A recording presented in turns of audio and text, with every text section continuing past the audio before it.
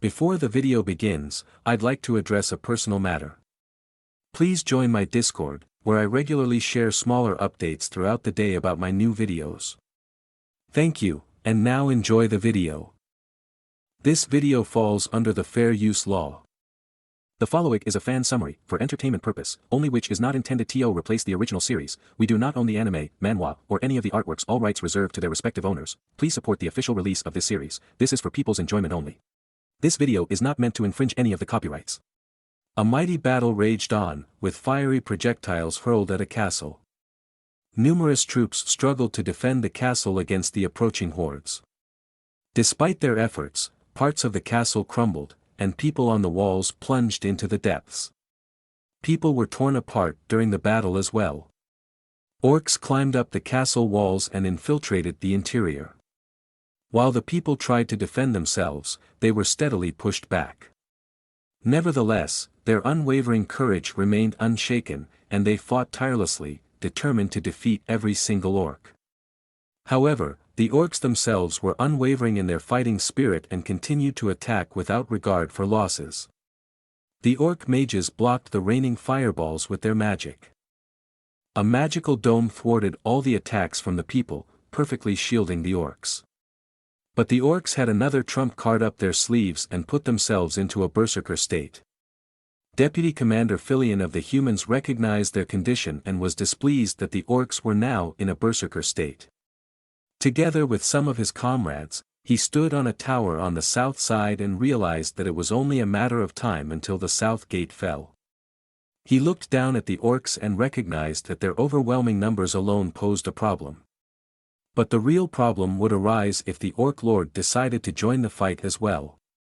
The Orc Lord was different from the other orcs because he was also a master of aura. That meant he could use special aura abilities. Meanwhile, the orcs had already taken the walls. It was a terrible massacre. They ran as they pleased and killed all the people who fell into their hands.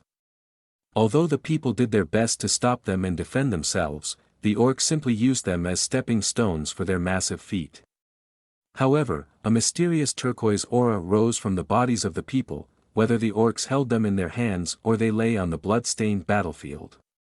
Everywhere was the delicate turquoise mist rising from the corpses, gathering into a larger source of energy in the center. More and more people emitted this mist. Yet it seemed that even the people themselves did not know where the mist came from. The warrior corpses, enveloped in the mist, suddenly rose as undead zombies and mindlessly attacked the orcs. And so the battle raged on between the humans and the orcs. The humans realized that there must be a necromancer on their side because the summoned zombies, undead, and skeletons fought alongside them, filling the battlefield to the point where there was hardly a free spot left. In front of the southern city gate, the Orc Lord continued to fight undeterred, overwhelming the humans with the help of his aura. However, a challenger was already floating in front of him. Black and purple magical spheres floated around him, mysteriously flashing. It was the Necromancer with green hair and a braid. Despite his magic, he had muscles and carried a sword. The Necromancer realized that ordinary zombies couldn't win against an aura master. He raised his hand forward and opened portals behind him, from which powerful monsters streamed onto the battlefield. Together with his numerous undead, who had reached a considerable number by now, he marched onto the battlefield. But the Orc Lord only needed to swing his weapon once forcefully to effortlessly defeat and sweep away the smaller undead from the battlefield. His body was completely surrounded by aura and emitted a faint red glow. With his powerful arms, the Orc Lord prepared to strike and brought it down with full force onto the ground. After his attack, the red aura faded, and the Orc Lord noticed something. Behind him stood a powerful skeleton, stronger than its smaller siblings, also preparing for a vertical strike. However, the Orc Lord brushed aside the attack and countered. Subsequently, another strong undead rushed towards him, delivering a mighty blow that prevented the Orc Lord from countering. Seizing the opportunity, the skeleton prepared for another strike. Together with the larger panther undead, they launched a barrage of attacks against the Orc Lord, who skillfully evaded them. But suddenly, the panther saw its chance and dealt a tremendous blow to the orc lord, sending him flying backward. However, the orc lord withstood the attack and managed to stay on his feet. While his subordinates continued to fight on the battlefield, the necromancer also fought with his sword before the gates. The humans observed the necromancer and became aware of how formidable the world was. They could hardly believe that there was a necromancer who also possessed excellent sword skills. He and his subordinates impressed with their performance on the battlefield. His giant crushed his opponents with brute force. His elf, on the other hand, pierced through the enemies and unleashed dark lightning. Another one of his followers shattered the enemies and subsequently paralyzed them before finishing them off with his axe, absorbing their energy in the process. The remaining surviving humans were astonished as they witnessed the spectacle on the battlefield. They realized that a single man with his abilities turned the battlefield upside down and showed them a path to victory, even if he employed forbidden magic from the Empire. Compared to the necromancer's creatures, the humans seemed tiny. The orc lord said he had never thought that ordinary corpses could corner him like this and grinned. He continued to say that the necromancer shouldn't think for a moment that he had already won just because he landed a good blow. He looked at the necromancer and found it great that he had found a strong opponent like him on the battlefield. His eyes turned slightly redder, and he entered his berserker state, while his aura radiated from his body. However, the only thoughts the necromancer had at that moment were that the orc lord had a magnificent body that he could make his own. The necromancer then divided his sword into smaller pieces and personally charged towards the orc lord. The orc lord also rushed forward, and both prepared to attack. The necromancer swung his whip-like sword, but it was held back by the orc's aura spirit, while the real orc also struck, landing a direct hit on the necromancer. As a result, the necromancer's body dissolved into that turquoise light emanating from the soldiers' corpses. Suddenly, the orc reflexively turned around, attempting to block the real necromancer's attack directly. A fierce collision occurred, and the orc's sword got stuck in a pile of bones, as the necromancer had created a bone shield just before the orc's counterattack succeeded.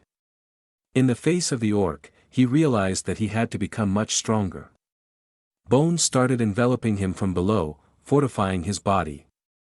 He recognized that he needed to grow stronger to ensure his own survival, and his body became increasingly covered by bones.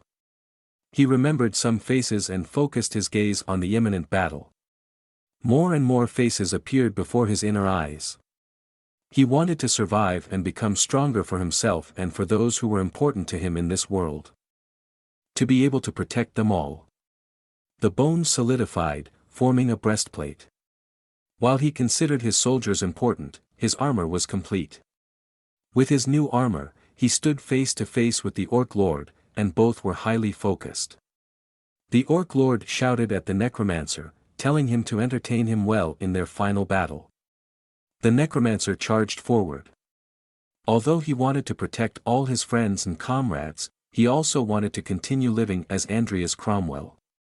He rushed toward the orc lord with tremendous speed, astonishing everyone involved, causing their jaws to drop.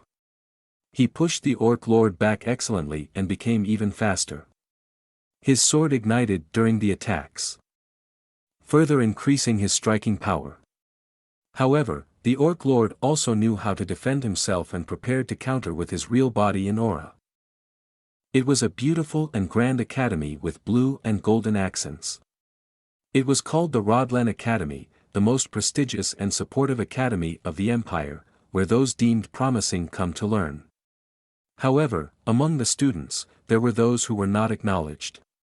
There were secret rooms that could only be accessed through special portals.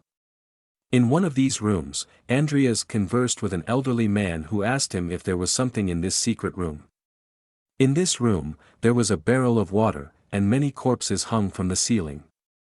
Andrias apologized as he did not remember where he had placed the body he had been working on last week. The older man walked through the room, passing numerous tables where other undead lay, undergoing experimentation, and was disappointed with Andrias for not remembering where the body was. In these rooms, Andrias and the older man studied the forbidden black magic of the necromancers. If caught, they would be executed immediately. That was why they had to do this secretly. Andrias picked up a large bottle full of blood and carefully poured it on the floor, using it to trace a magical circle around a corpse on the ground. The older man told him to take a step back as he would now begin the ritual. He held a small skull in one hand and placed his other hand above the blood-smeared magic circle. Subsequently, they both enveloped themselves in a turquoise mist. Andrias also surrounded himself with the turquoise mist, which had now spread throughout half of the room. The corpse within the circle rose but let out a scream, indicating that it was another failure. The older man then said that it was enough for today, and while making notes of the experiment, suggested they clear their heads. On the other hand, Andrias thought that he hadn't learned anything new and was disappointed with today's lesson. A torch illuminated the wall, brightening the room. A mop scrubbed the floor, removing the blood that had been used for the magic circle. Andrias cleaned the floor and was still disappointed. He thought that what he was doing here was very dangerous and that despite the high risk, he hadn't learned anything. He looked at a few books on a shelf and contemplated that even though he was so disappointed, he couldn't simply quit. He took one of the books and said that this was the only place where he could read books about dark magic in peace. He apologized once again to the older man for taking so long to clean up. The older man asked Andrias how he would ever manage everything on his own if he already needed half a day to clean up. Andrias found his teacher's statement foolish and thought to himself that he was only slow because he hadn't been taught anything and had to learn everything on his own. But the older man kept nagging and continued to harass Andrias. He told him that even with a simple job, he would get terribly nervous. With a stern gaze, he looked at Andrias and declared that he wouldn't tolerate any more mistakes from him. Andrias replied that he would do his best to satisfy his master. The teacher continued the conversation and mentioned that he didn't know if he could rely on him, but he would give him another chance. He ordered him to go to the Binhalez National Graveyard and get him another body. He also reminded Andrias that he was the one who had taken him in as an orphan. For this reason, the teacher believed that he always had to prove to him, anywhere and anytime, that he was worth living. If he failed to do so, he knew exactly what would happen. Emotionlessly, Andrias looked at his teacher and knew that he would then become one of his experiments. The teacher then ordered him to go and not waste any more time. Immediately, Andrias set off. As he opened a door to the corridor, he encountered other students, and he realized that his teacher hadn't even given him the money for the trip to the graveyard. He looked at the other students, and they also saw Andrias, surprised that he was still at this school. He quickly pushed through the students and told them that he wasn't just some object to be stared at. Andrias wasn't thrilled with the current situation. But he also didn't know how to escape from it. He was in the third year of the magic department at the academy, but unlike his classmates, he was a talentless heap of garbage. As an orphan from a fallen family, he tried to gain the favor of the strong and defeat the weak. He was the worst kind in the academy, a villain as a third-year student that no one wanted to associate with. But even though he didn't really want to, he had to continue living as Andrias Cromwell. In reality, he was Makoto Kaneshiro, and he found himself in the world of great sin. Originally, he was a member of the special forces who couldn't accept life as a regular citizen. The only thing that provided him solace in the normal world was great sin. A video game. He immersed himself so deeply in the game that he forgot everything around him. After finally completing the game after 12 weeks, he received a call from a mysterious voice that knew his real name and possessed detailed information about him and his gaming habits. He quickly shut down his computer. But without realizing it, he became a character in his own game, 6 months before the actual main story begins. He became Andrias, a character who is always pursued by the shadow of death. Andrias further explained that all the characters in the game had to participate in the same event. They would discover the identity of his teacher, Sharon, and kill him together with Andrias. This made Andrias realize that he needed to find a way to distance himself from Sharon before the main story began. The thought of not being able to escape the characters haunted Andrias. As he looked at the academy, he wondered if he could really make it. Sitting on a bench, Andrias realized that he had no choice but to become stronger before the scenario began. The only thing he could rely on were the special character traits he had acquired while playing. Determined, he stood up and set off on his journey. In doing so, he thought about one of the traits that had been random, and he had received the dual core trait. This allowed him to learn and perfect both magic and sword fighting. He realized that he already had problems and doubted that he could survive if he focused only on one of the two abilities. Learning both in such a short time seemed nearly impossible. He continued on his way, contemplating that he had to rely on the other character trait he had chosen for now. He looked at his hand, adorned with a ring, and realized he had no other choice.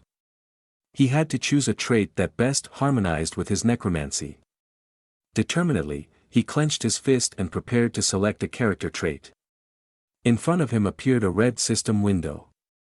For the first time, Andrias looked at the selection of character traits and was astonished by the many possibilities open to him. At first glance, he saw some traits that didn't harmonize with his necromancy at all. Thoughtfully stroking his chin, he considered which trait he should choose. He wanted to focus on one he had never seen before. He was certain that among all the traits, there had to be a good one for him. Amidst the search among all the possible options, he caught sight of the evolution trait.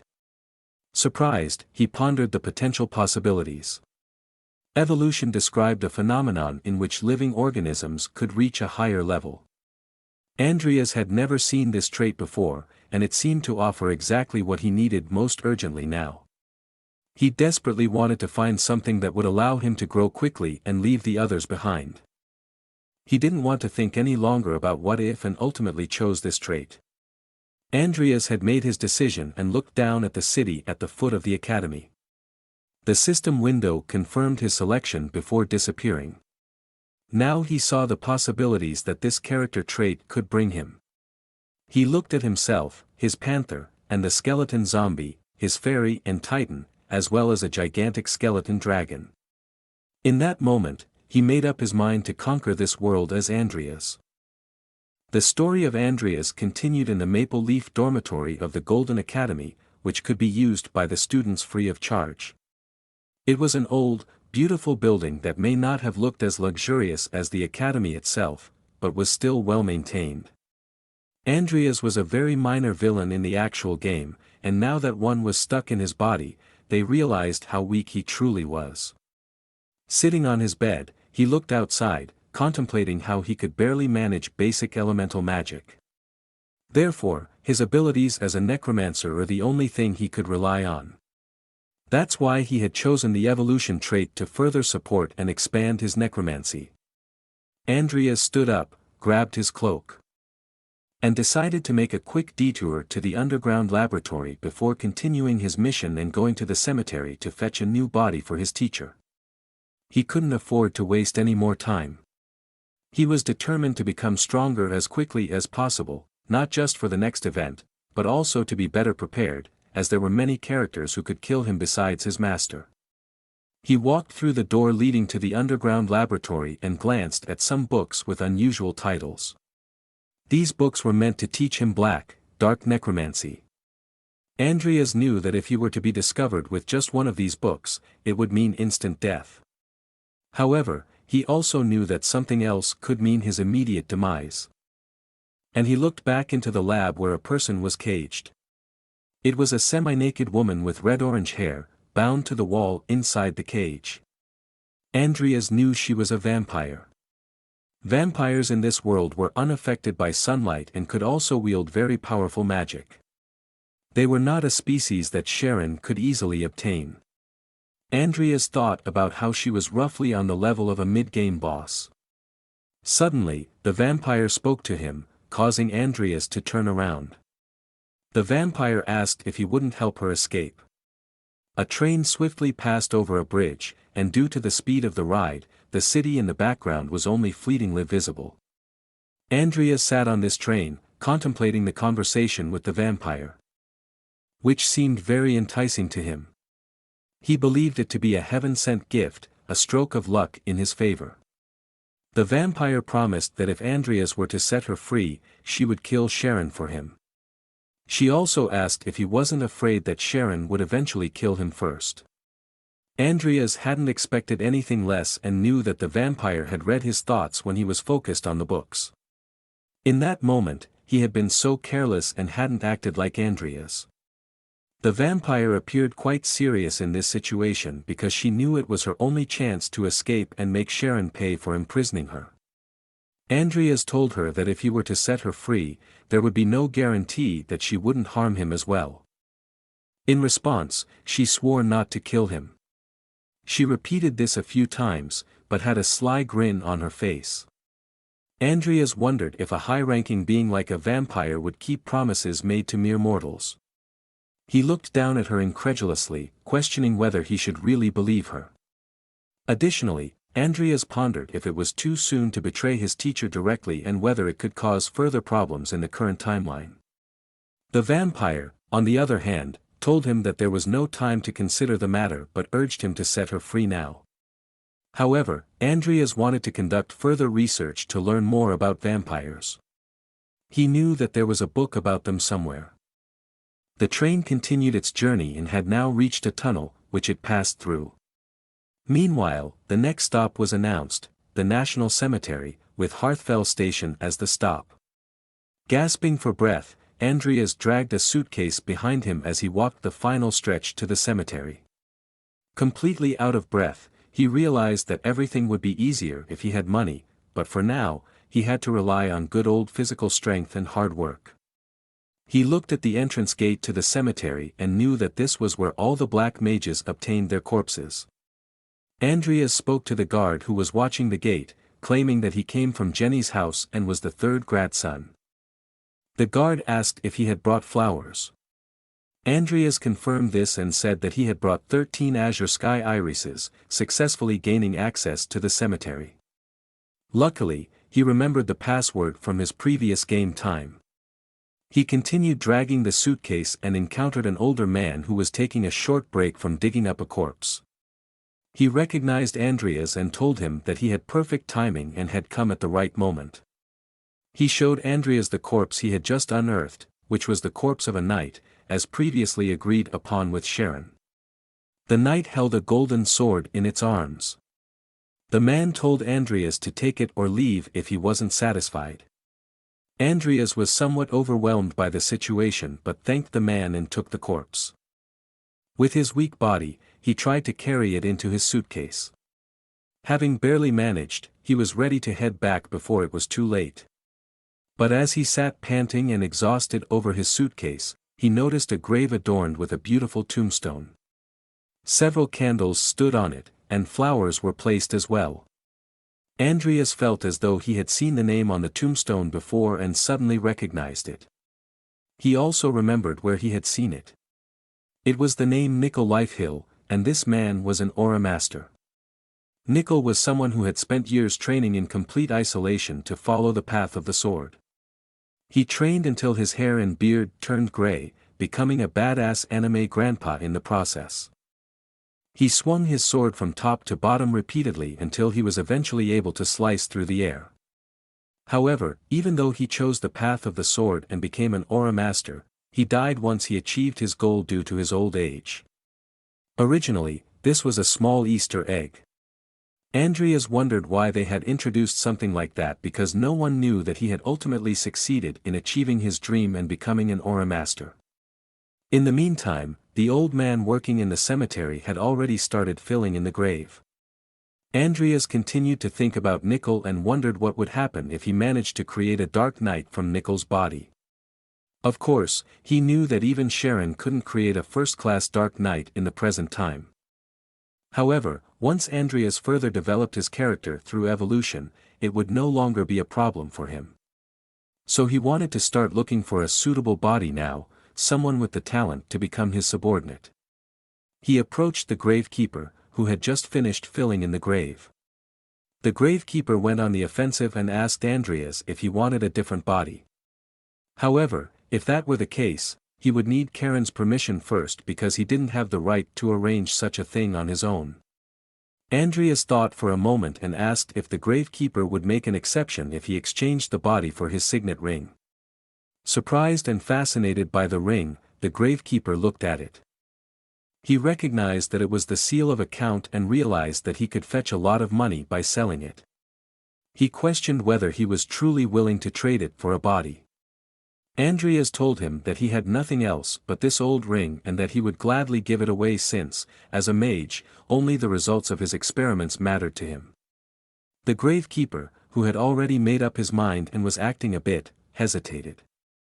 However, when Andrias handed him the ring and assured him that he wouldn't tell Sharon about it, he was certain that the gravekeeper would give in, which he did, telling Andrias that he could have another body. Andrias knew that the ring was valuable, but the body meant more to him than any amount of gold. He thanked the gravekeeper and instructed him which grave to dig up. The moon shone particularly beautifully that night, casting a soft blue light upon the earth.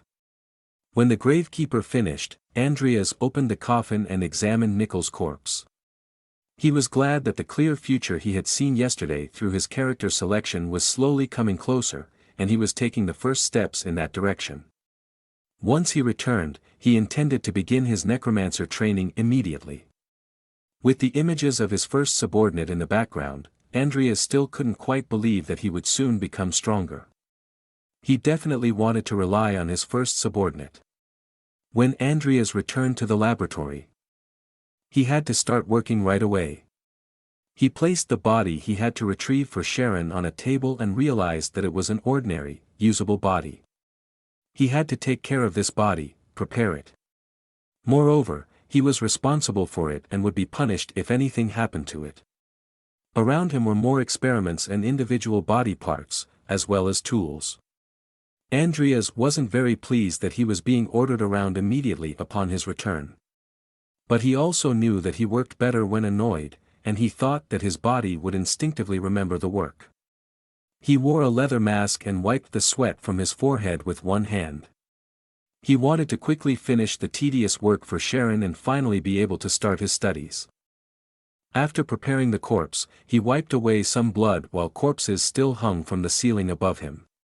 He thought about Nickel in his suitcase and wondered if he would be able to use him at his level. He knew that at his level, he could only work with a skeleton. Andrias pondered whether his character trait would also affect his subordinates but was uncertain since he had never used this trait before. Additionally, he didn't have any money left to test it on another body beforehand. Suddenly, the chains clanged as they tensed. The vampire addressed Andrias once again, asking how long he intended to keep them waiting. Andrias looked back at the cage and replied that they weren't asleep as he had thought. The vampire emphasized that they had already sworn not to harm him and asked again if he wouldn't free them and if he wanted to toil for Sharon for the rest of his life. Andrias approached the cage, standing directly in front of her. He had been waiting for this conversation. With a hopeful look, the vampire asked if he was finally sane and would finally set them free. Andrias had always wondered how Sharon managed to capture and imprison such a vampire. But as he read the book, which he had to think about on the train, which was about vampires, he found the answer. The vampire wondered why he had been staring at her silently the whole time and asked why he was doing that. She also asked if he still had doubts. She told him to hurry up and make a decision, otherwise, she would kill him herself, even if he freed her. Andrias said that he would free her, to which she widened her eyes. He explained that he could no longer work for Sharon. Joyfully, she held out her handcuffs to him and asked if he would truly free her now. Andrias said that he would, but she would have to swear on the name of her family that she wouldn't harm him. Upon hearing this, she widened her eyes, and her body language changed. Andrias recognized from her reaction that the things described in the book were indeed true. He had read that a vampire who swore on the name of their family could not break that oath. Suddenly, Andrias also widened his eyes when the vampire agreed to his condition. She swore on the name of Lucifer. Andrias was surprised at how easily it went. When the vampire swore on the name of her family, a system window opened in front of Andrias, informing him that he had fulfilled certain conditions and that the system had found a species capable of evolving. The probability of the vampire Angela becoming Angela Lucifer was currently 55%. To Angela's surprise, Andrias fiddled with something in the system windows. Andrias wondered why he had the ability to evolve others as well, depending on whether they were his subordinates or not. The system window described the type of development and that the goal could be developed to a higher level.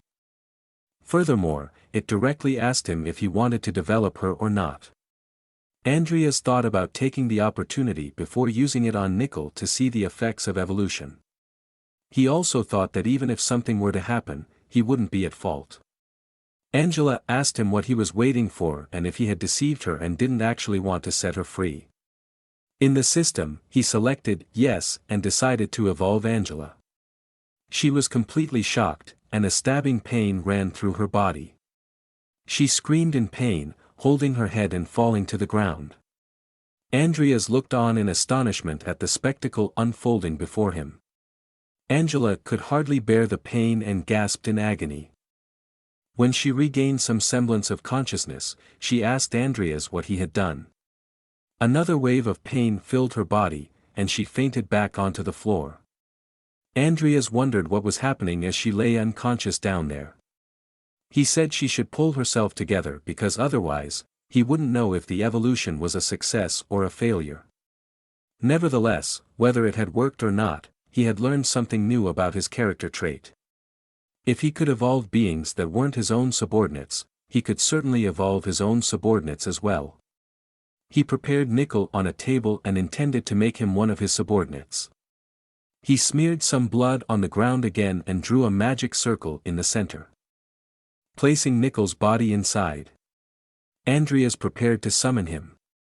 He raised his hands to chest height above him and gathered the turquoise mist again, while staring at the skeleton summoning. Then a system window appeared, informing him that a corpse had been found that was also capable of practicing necromancy. Additionally, the system added another effect to the corpse. Andrias was completely surprised by the message and couldn't believe what he had read. In addition to the turquoise mist, a black, dark mist now appeared, swirling around the corpse. Nickel floated slightly above the ground. While Andrias continued to perform the ceremony, he realized that it took an immense amount of mana to summon a simple skeleton. Slowly, the skin detached from the bones of the corpse until only the bones remained visible. As the last bit of skin dissolved into thin air, the skeleton, completely enveloped in the turquoise mist, stood upright. Andrias, lying exhausted on the ground, watched in astonishment. The system informed him that the skeleton's summoning was a success and that he had summoned a legendary-level skeleton. Additionally, it notified him that his skeleton summoning spell had reached level 3. Andrias couldn't believe that it had worked. Furthermore, the system informed him that the skeleton had a very high level, granting him a series of advantages such as rank promotion and reclassification as a skeleton soldier. Moreover, it could recall certain things from its previous life. He looked at the skeleton and saw his status window next to it.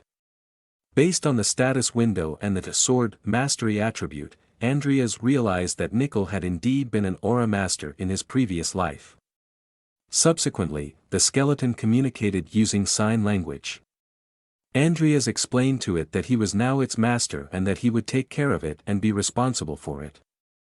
The skeleton understood this, and Andrias felt confident about their future together. Once he returned to his room, he relaxed a bit.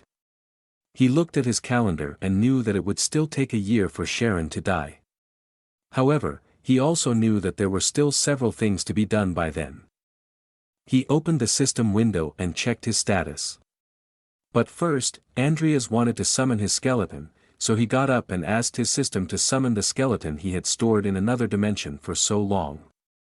It came through a blue portal to Andrias in his dimension. Andrias knew it would be bad if someone found his new friend, so he decided to give him some clothes first.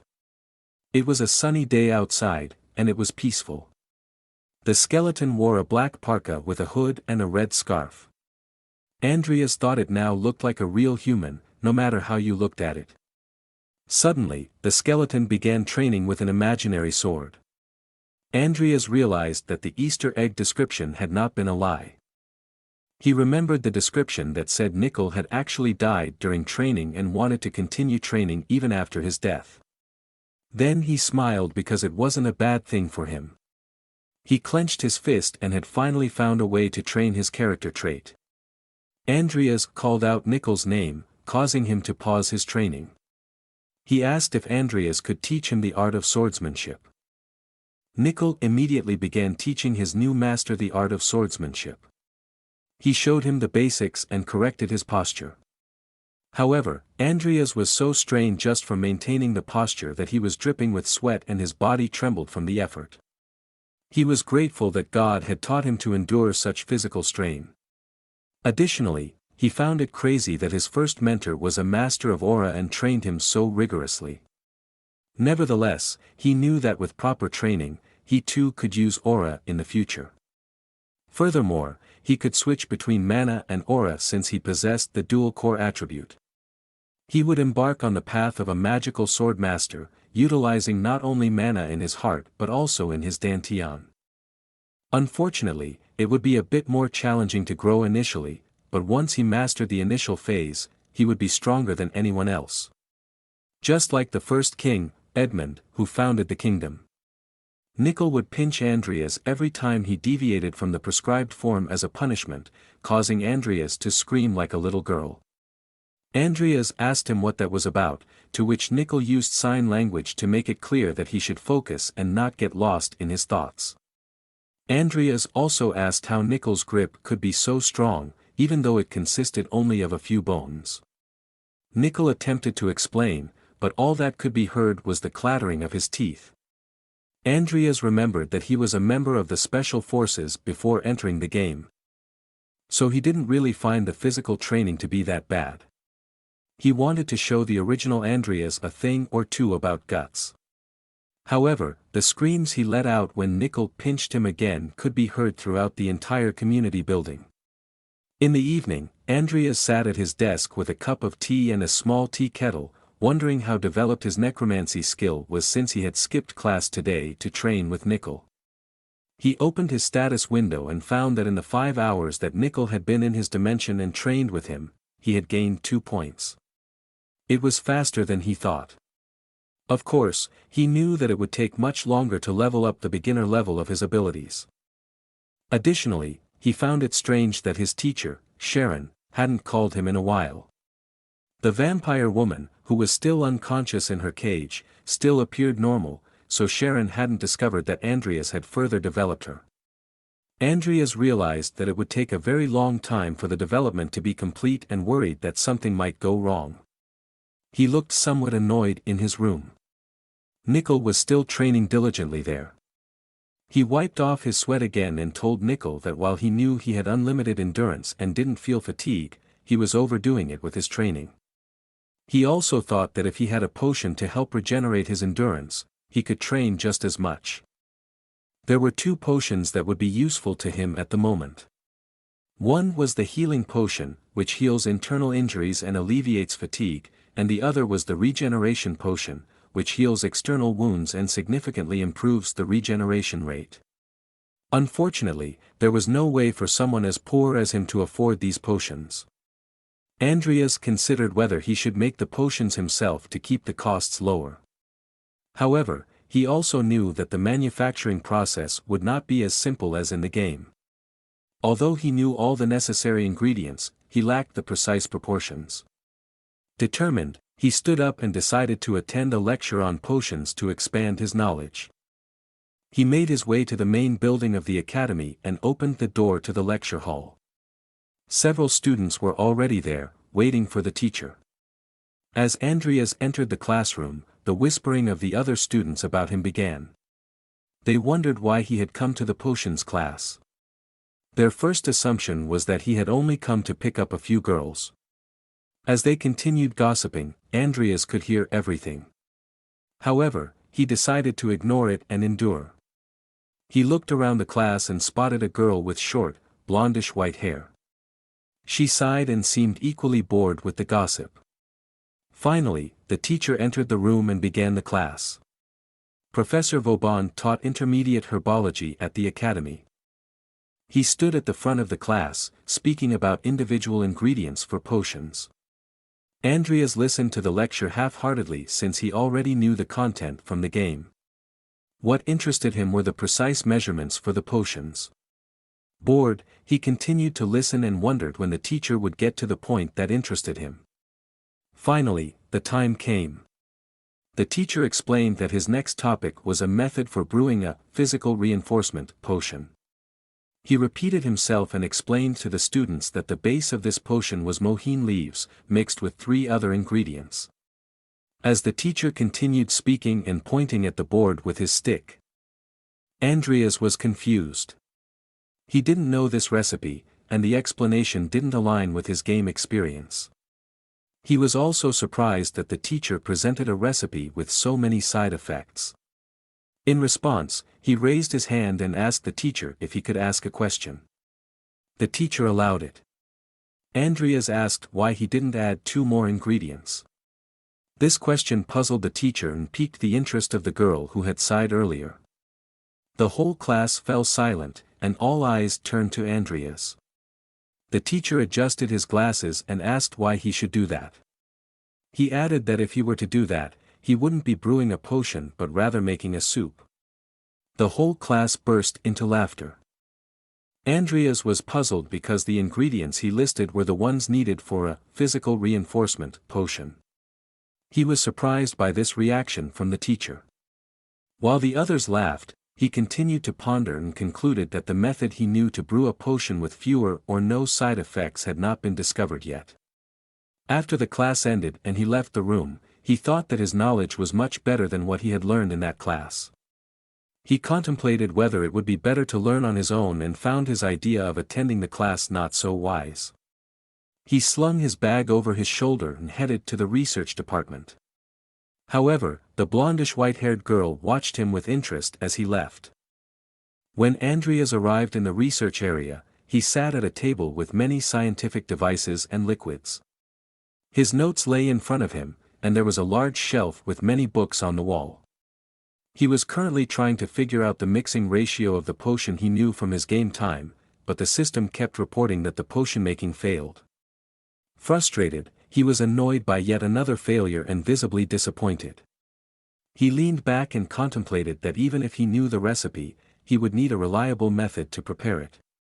He also worried about the cost of the materials, which were much higher than he had anticipated. If he continued to use them for failures, he would soon go bankrupt.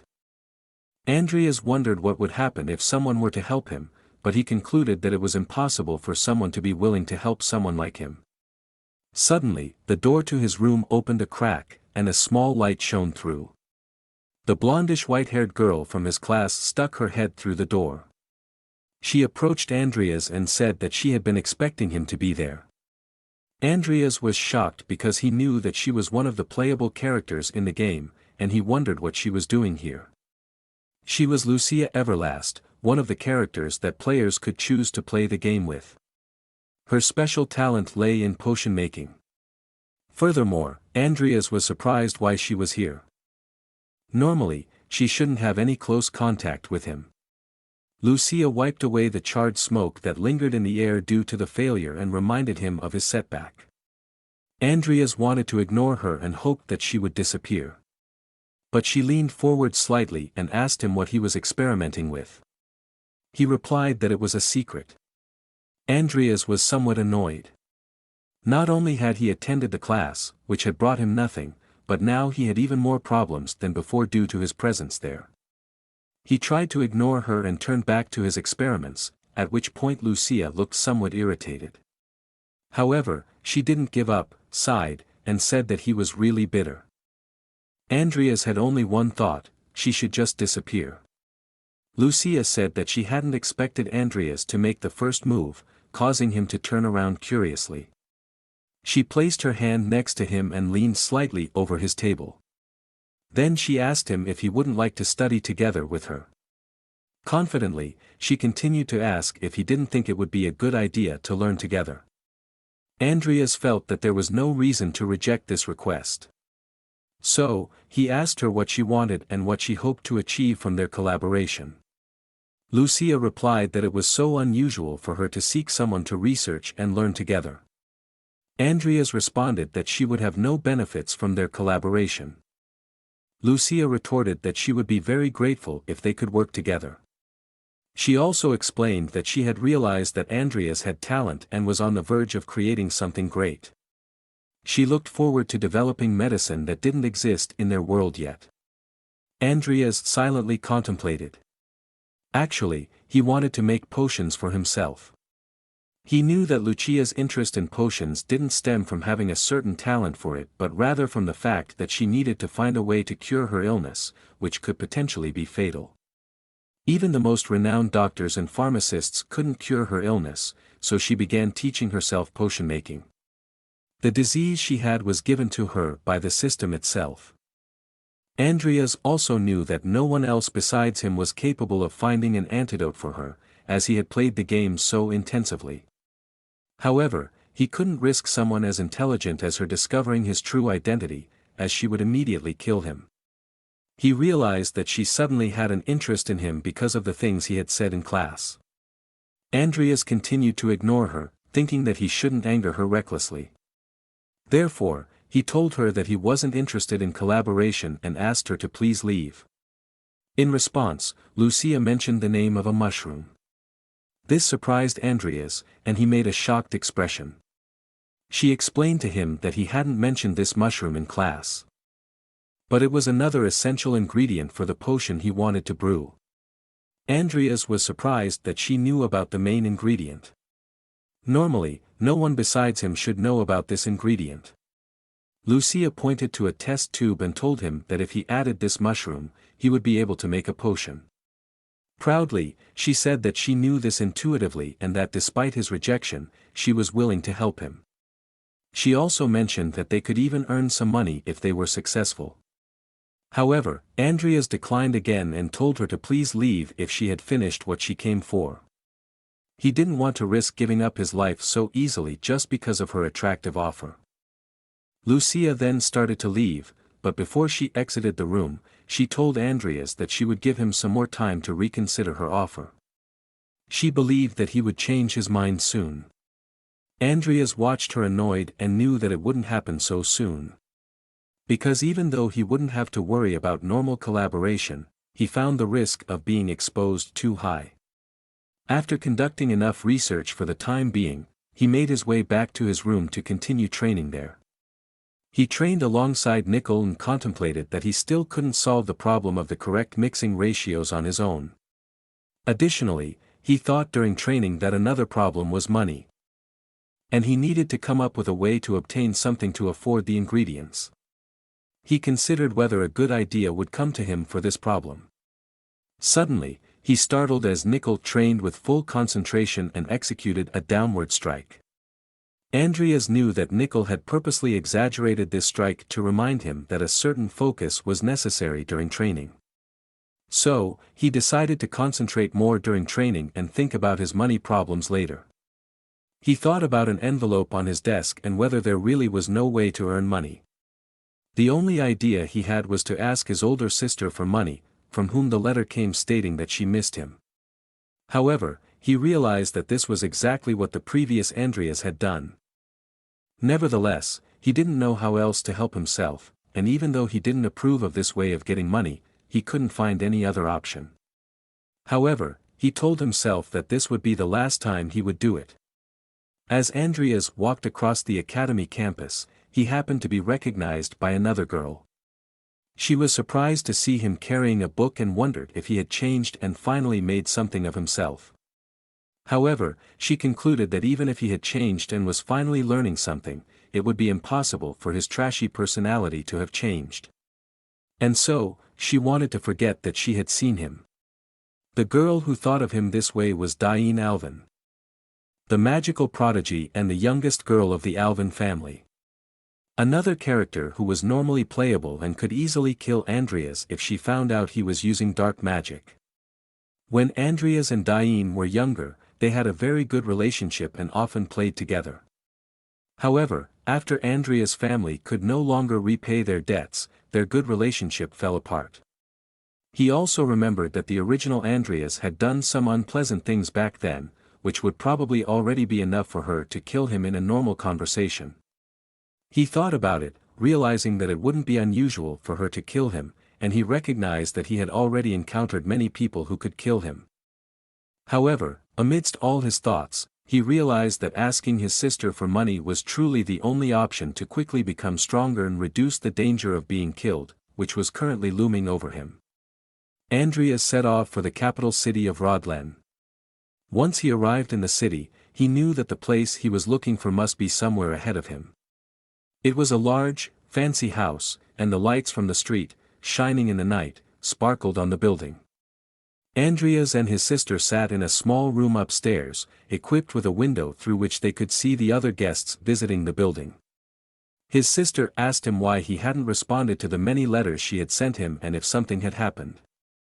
Andrias apologized to his sister, Amy, for making her work despite being a lady of the count. However, she told him that he didn't need to apologize as he bore no guilt. Full of shame and nervousness, Andrias clutched a small cup. Amy asked him why he had such a peculiar expression and began to giggle. She also asked him if he needed money again. She immediately handed him an envelope, explaining that she had suspected as much and had already prepared some money. He accepted the envelope, and Amy added that he shouldn't spend the money irresponsibly. Andrias thanked her and assured her that he would repay the money. Suddenly, his sister's eyes widened, and she asked Andrias where his ring was. Which shocked Andrias as well. He lied to his sister, saying that he had taken it off to avoid losing it. Curiously, Amy inquired if he would really take good care of the ring. Andrias couldn't tell her the truth. But Amy asked him, already suspecting that he had given it away, if he had actually done so. She trembled all over and couldn't believe that he had done this particular thing. Andrias knew he couldn't lie because no matter what he would say, she would recognize that he was lying. She pounded her hands on the table and looked at the dejected Andrias. In anger, she said that he wanted to disappear and that she didn't want to see him anymore. She stormed out of the room and also said that he should never come back and that he didn't need to repay the money either. Andrias jumped up and yelled for her to wait. He would get it back. But his sister ran out of the room and slammed the door behind her. He realized that this ring was truly important to his sister and that he had never seen her like this before. Amy was still running and crying, tears streaming down her cheeks, while Andrias stood rooted to the spot, wondering about the terrible feeling he was experiencing. He looked down at his hand and wanted to retrieve the ring as soon as possible. He remembered the death of his comrades and questioned the meaning of life when one only survives. He himself wasn't very happy when he became the sole survivor of his unit back then. He was determined to follow through with what he now had and achieve success. That's why he wanted to accept Lucia's offer, swallow his pride, and take the risk. A week had passed since Andrias made the decision to accept Lucia's offer. Throughout that entire week, he spent his time refining and perfecting his potion. Lucia eventually urged him to leave his room and engage in some training. So he started running and spent all his time working on the potion and training with her, which was naturally exhausting. Meanwhile, Lucia mostly lounged around lazily. However, when she decided to get up and help, she was a great support and things progressed much faster. Most of the time, though, she lay on the couch and slept. Andrias called her name, to which she sleepily responded. He asked her why it felt like he was the only one working. She retorted that he was just imagining it. Over time, this made him somewhat angry. Yet, even in her half-asleep state, Lucia could give instructions to Andrias and share her expertise. She told him that he needed to change the ratio of ingredients, using a bit less of one thing and a bit more of another. Andrias knew she was right and always followed her instructions despite her laziness. Her intuition was truly accurate, always pinpointing the problem he had.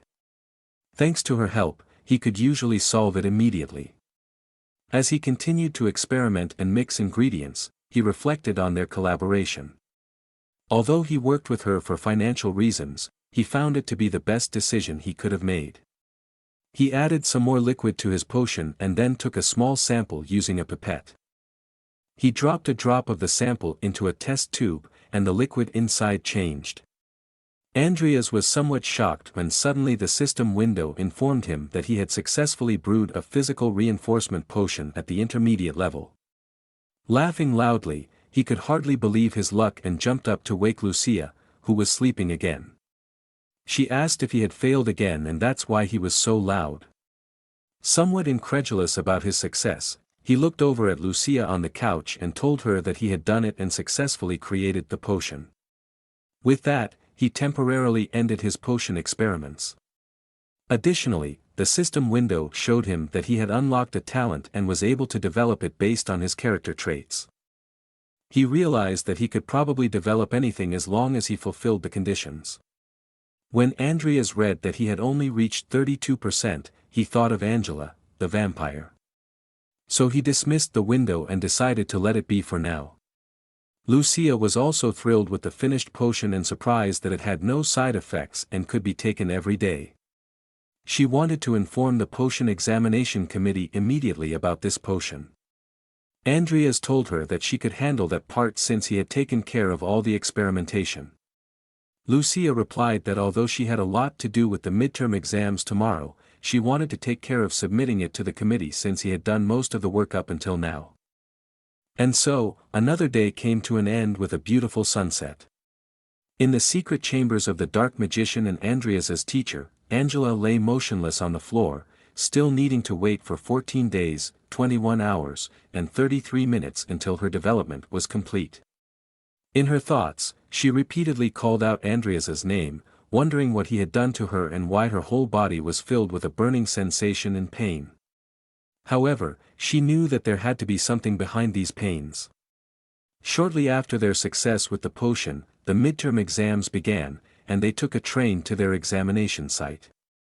Shortly before reaching their final stop, they were supposed to meet on the train to explain to the students what lay ahead for them. Andrias read a book on the train and thought that he shouldn't worry about Lucia because her talent would easily help her pass the midterm exams. After the midterm exams were over, their next step was the Magician Tower to complete the final step of their potion, presenting it to the committee for evaluation. Andrias had also prepared well for the midterm exams and trained his swordsmanship with nickel. He set aside his book and reassured himself that everything would be fine for now if he passed the exams. He also thought about Angela's development, which should be completed soon, and that he should check on her afterwards. Andrias believed that upon his return, he would apologize to Angela and explain that he had developed her, hoping she would understand her situation. However, as he continued to focus on his book and contemplate all the upcoming events, two students were having a conversation on the train. One of them was the genius Bart Alven, who was asked by her friend what she thought the midterm exams would be about this year. Her friend told her that the task and the groups they would be assigned to were random and that it would be a piece of cake for her to pass the exams if she was lucky. However, Diane explained to her friend that she didn't care who she ended up in a group with, she would do her best and pass regardless. But her friend whispered to her that it might not be so easy after all and discreetly looked over at Andrias. In response, Andrias put away his book, and one could see the differences between his initial and current appearance, which astonished Diane and made her gulp nervously. Suddenly, an announcement was made that the students should prepare to disembark at their Orkland training station in a minute. The group's teacher instructed all the students to stand up and leave the train. As a large building appeared in the background, the teacher explained that, as previously known, this year's midterm exams would be a group work where the members of each group would be randomly selected. He further explained that each group would consist of 3 students from the warrior class and 1 student from the magician class. Additionally, each group would have a supervisor. The teacher stated that each group had until next Monday to complete the assigned task. After his explanation, he wished all the participants good luck and announced the groups. Andrias wasn't thrilled with his group. Besides him and Sharon, his teacher, there were a few other villains at the school. And it so happened that two of them were in his group for the exam. The first one was Hazar Gapri, a brown-haired young man who fought for a cult. The other was a green-haired young woman known as a random murderer, Vivian Belcan. In addition to them, his group also included the supervisor Ivy Clare and Christopher Grani. As Andrias looked at the paper with the members of his group, he realized that he hadn't been so lucky after all. Suddenly, someone called his name, and he turned around. It was Christopher, who introduced himself and told Andrias that they were in the same group. Andrias immediately noticed that despite being a magician, Christopher trained like a warrior, which he found repulsive and irritating. So he told Andrias that their paths should never cross. Andrias wondered why Christopher approached him so aggressively from the beginning. Then Hazar also arrived and introduced himself. Hazar also found someone as unfriendly as Christopher, a warrior, to be a problem. Vivian introduced herself to the group shortly after but wasn't a woman of many words. Christopher confronted Hazar about his earlier statement, intending to start an argument. As the two argued, Andrias couldn't believe the kind of group he had ended up with. Additionally, he had another problem apart from his three teammates. Andrias looked back and saw his supervisor, Ivy, who seemed to have a slight cigarette addiction and was wearing an outrageously short leather thong. Ivy had short yellow hair and didn't appear very friendly. Andrias believed he had encountered the worst possible group he could have. The teacher stated that once a group had formed, they could immediately begin their task and bid them farewell, hoping they would all return alive. Andrias looked at the grim faces of his group and wondered how he would come back alive with such a group. Finding the task itself very challenging, the group boarded a train and headed to their assigned location. On the train, their supervisor, Ivy Clare, introduced herself. She held up a piece of paper and asked everyone to take a look at it. The paper contained their task, which involved investigating a village in the territory of Baron Bollorick. There were rumors that the landlord had been killed, and a few investigators had already been sent there but had unfortunately disappeared. After everyone had read the task, Ivy asked if there were any problems or if everyone understood the assignment. Andrias was truly surprised by her aggression and didn't remember her being that aggressive. Apart from the fact that she would soon become the youngest Aura Master, he didn't have much information about her. He knew from the game that her abilities would undoubtedly be remarkable, but he was concerned that her personality could make things a bit more difficult. She was already mocking him on the train, calling him seagrass due to his hair, and asking if a mage like him could even lift weights. Andrias immediately retorted, saying he didn't want to hear that from someone who needed beef jerky to appear cool.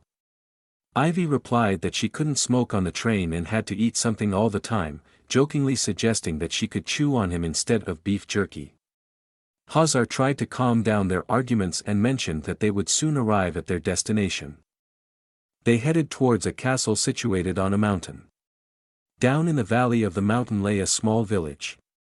Our group entered the castle and was amazed by the grand estate owned by Baron Bollorick. Baron Bollorick was an older man with a beard. He warmly welcomed our group and explained that what had happened was a true tragedy.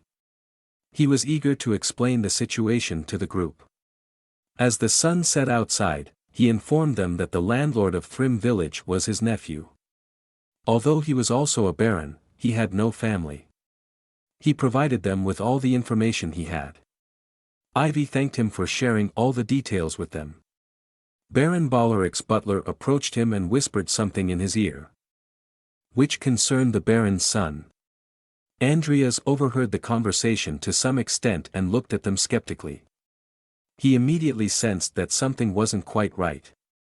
After this conversation, the baron pondered for a moment and then stood up. He said he had something to attend to and wished the group good luck with their mission. The butler apologized to the group for the baron's sudden departure, explaining that his son was feeling unwell and he had to check on him. Ivy said it was all right and they had received everything they needed. Besides, they were planning to leave any moment and continue their journey to the village. At that moment, the butler's expression changed, which Andrias also noticed. As our group left the castle, Ivy praised Christopher for keeping an eye on things and mentioned that she had noticed the Baron seemed very calm and composed despite his nephew being missing. While inspecting her sword, she asked Andrias if the Baron's calm demeanor was the reason he insisted they leave today. Andrias confirmed her assumption and explained that there were other things that caught his attention and seemed extremely strange. He pointed out that the part about the missing investigators, with whom they had lost contact, sounded like a fabricated story. Additionally, it was odd that they had only sent one investigator despite several months having passed. But what was most peculiar was the butler's insistence that they would only arrive in the village after nightfall and his strong insistence that they stay overnight. When Ivy told him that she appreciated his concern but the mission came first and declined his offer, he wore a very dissatisfied expression. Andrias realized that after they rejected his offer, he seemed as if his plan had failed. He explained to Ivy that he found all their movements, glances, or even their breathing to be as if they were hiding something. That's why our group wanted to head to the village immediately and boarded a carriage. 2 horses pulled the carriage at an insane speed. It was nighttime now, and the horses rode on a narrow path through a forest. In the carriage, Christopher asked if they should look for a place to stay once they arrived. However, Ivy made it clear that investigating the town was their priority. Andrias also pondered and wanted to start examining the landlord's castle right away. Everything up until now seemed suspicious to him, and he wanted to begin investigating the house of the missing person. Suddenly, he noticed something and instinctively placed his hand on his chest. His mana had suddenly started to move. The closer they got to the village, the more it spiraled out of control. He wondered what was happening all of a sudden. The whole group suddenly realized that something was wrong, and the carriage was speeding up. Hazar asked the carriage driver what was going on. However, Christopher reacted quicker and told him to move. He opened the window and looked outside to see what was happening and why they were suddenly accelerating. But when he saw what was happening, he couldn't believe his eyes. The coachman, acting like a madman, whipped the horses uncontrollably, causing them to run as fast as possible in a frenzy. The carriage kept accelerating. Christopher informed his comrades that something was wrong with the coachman. Ivy tried to analyze the situation and then kicked open the carriage door, which fell to the ground outside. She looked outside but realized it was too late, and they were about to collide with something any moment now. She told her group to prepare for impact immediately. She explained that they were about to crash into the village gate and everyone tried to brace themselves as best as they could for the impact. They crashed through the village gate at insane speed, and the carriage flipped over and slid further into the town where people seemed to still be on the streets. The coachman slid along the ground and came to a stop amidst dancing bare feet. Everywhere, the people were dancing, completely oblivious to the group that had just crashed through their village gate. Hypnotized and possessed, all the residents danced under the blue moons. Our group had survived the impact relatively well and was in the process of climbing out of the carriage. They looked at the dancing individuals with confusion. Christopher asked Andrias what was going on. As a mage, he should know what had happened to the town's residents. Andrias realized that this had to be a bigger issue than just a mana anomaly. He knew that the fact his mana was reacting to the mana in the environment was due to the presence of dark magic. Suddenly, one of the dancing children ran towards the group in a frenzy, but Vivian immediately pinned them down. Our group was curious and wanted to examine it more closely. Vivian realized that the power emanating from the child was not that of a normal child, as she had to exert quite a bit of effort to keep the child pinned down. Hazar examined the child's feet, which were completely bloody from all the dancing. They concluded that it must be a curse. Hazar posed the question of whether there could be a connection between their mission and the curse. Christopher mentioned that the landlord had been missing for over a month, and if he had been dancing all that time, he would have died from exhaustion. Andrias also realized that there must be someone taking care of the villagers to prevent them from dying. Christopher had a slightly different thought but didn't want to start an argument. Ivy realized that they might have been drawn into something very dangerous and problematic. Andrias knew that he wouldn't die here within the framework of the game. Furthermore, he considered that if they had followed the butler's suggestion, the Baron might have covered everything up. But since they had rushed straight to the village, the situation had changed. And they were thrust into a dangerous situation. The mana that Andrias felt was at the same level as that of his master, Sharon. However, what surprised him was the radius, which was much larger than expected. Suddenly, an idea struck Andrias as to why the user might have such a large radius, and he considered the possibility of it being an artifact that enhanced their magic. Christopher noticed that Andrias was lost in thought and asked him what he was thinking about. Andrias said that they had too many clues to follow, and it would be best to start investigating the landlord's house for information. He believed that in such a situation, information was crucial. The group made their way to the landlord's house and found a few burning corpses outside. Ivy kicked the door in with a powerful kick. They stormed into the house, preparing for an attack. Immediately, they looked around and saw many bodies lying on the floor in the entrance hall. Men and women lay dead on the ground. Christopher noticed something and realized that the clothing of some of the individuals matched that of the investigation team. He also noticed that they must have been dead for a while. Andrias told the others that they might not be able to handle this on their own. Ivy wanted to know exactly what he meant by that. Andrias explained to the others that based on everything he had seen, he believed this to be the work of a black mage. Ivy wanted to know more specifically how he came to that conclusion. He explained to Ivy and the others that he believed a black mage would influence and amplify people's emotions to draw magic from them. Ivy added that the main power of black magic was derived from emotions. Therefore, she also realized that the landlord was probably already dead. Andrias agreed, saying that it was very likely since he must have hindered the black mage's plans. Christopher then asked if the burning bodies outside the mansion were part of a black magic ritual. Andrias replied that this could be a possibility. Ivy said that they would know the truth once they apprehended the culprits. She didn't want to give up for now and suggested searching the entire estate. Andrias and the others started turning the whole building upside down. They took candle holders and went through the corridors, searching every corner of the house. However, in the end, they found nothing, not even the landlord's body. Meanwhile, Vivian looked out the window and told Hazar that he should take a look as well. He turned around to see what she meant. Andrias also looked outside and noticed that all the villagers were making their way towards the building. He looked very dismayed but realized that the perpetrator was finally making a move. The group wondered what they should do next, as the first zombies were already looking up and had noticed them. Andrias also noticed this. Hazar asked Ivy what they should do now and wanted to hear her opinion as the supervisor. She said that they should abandon the investigation of the building and escape.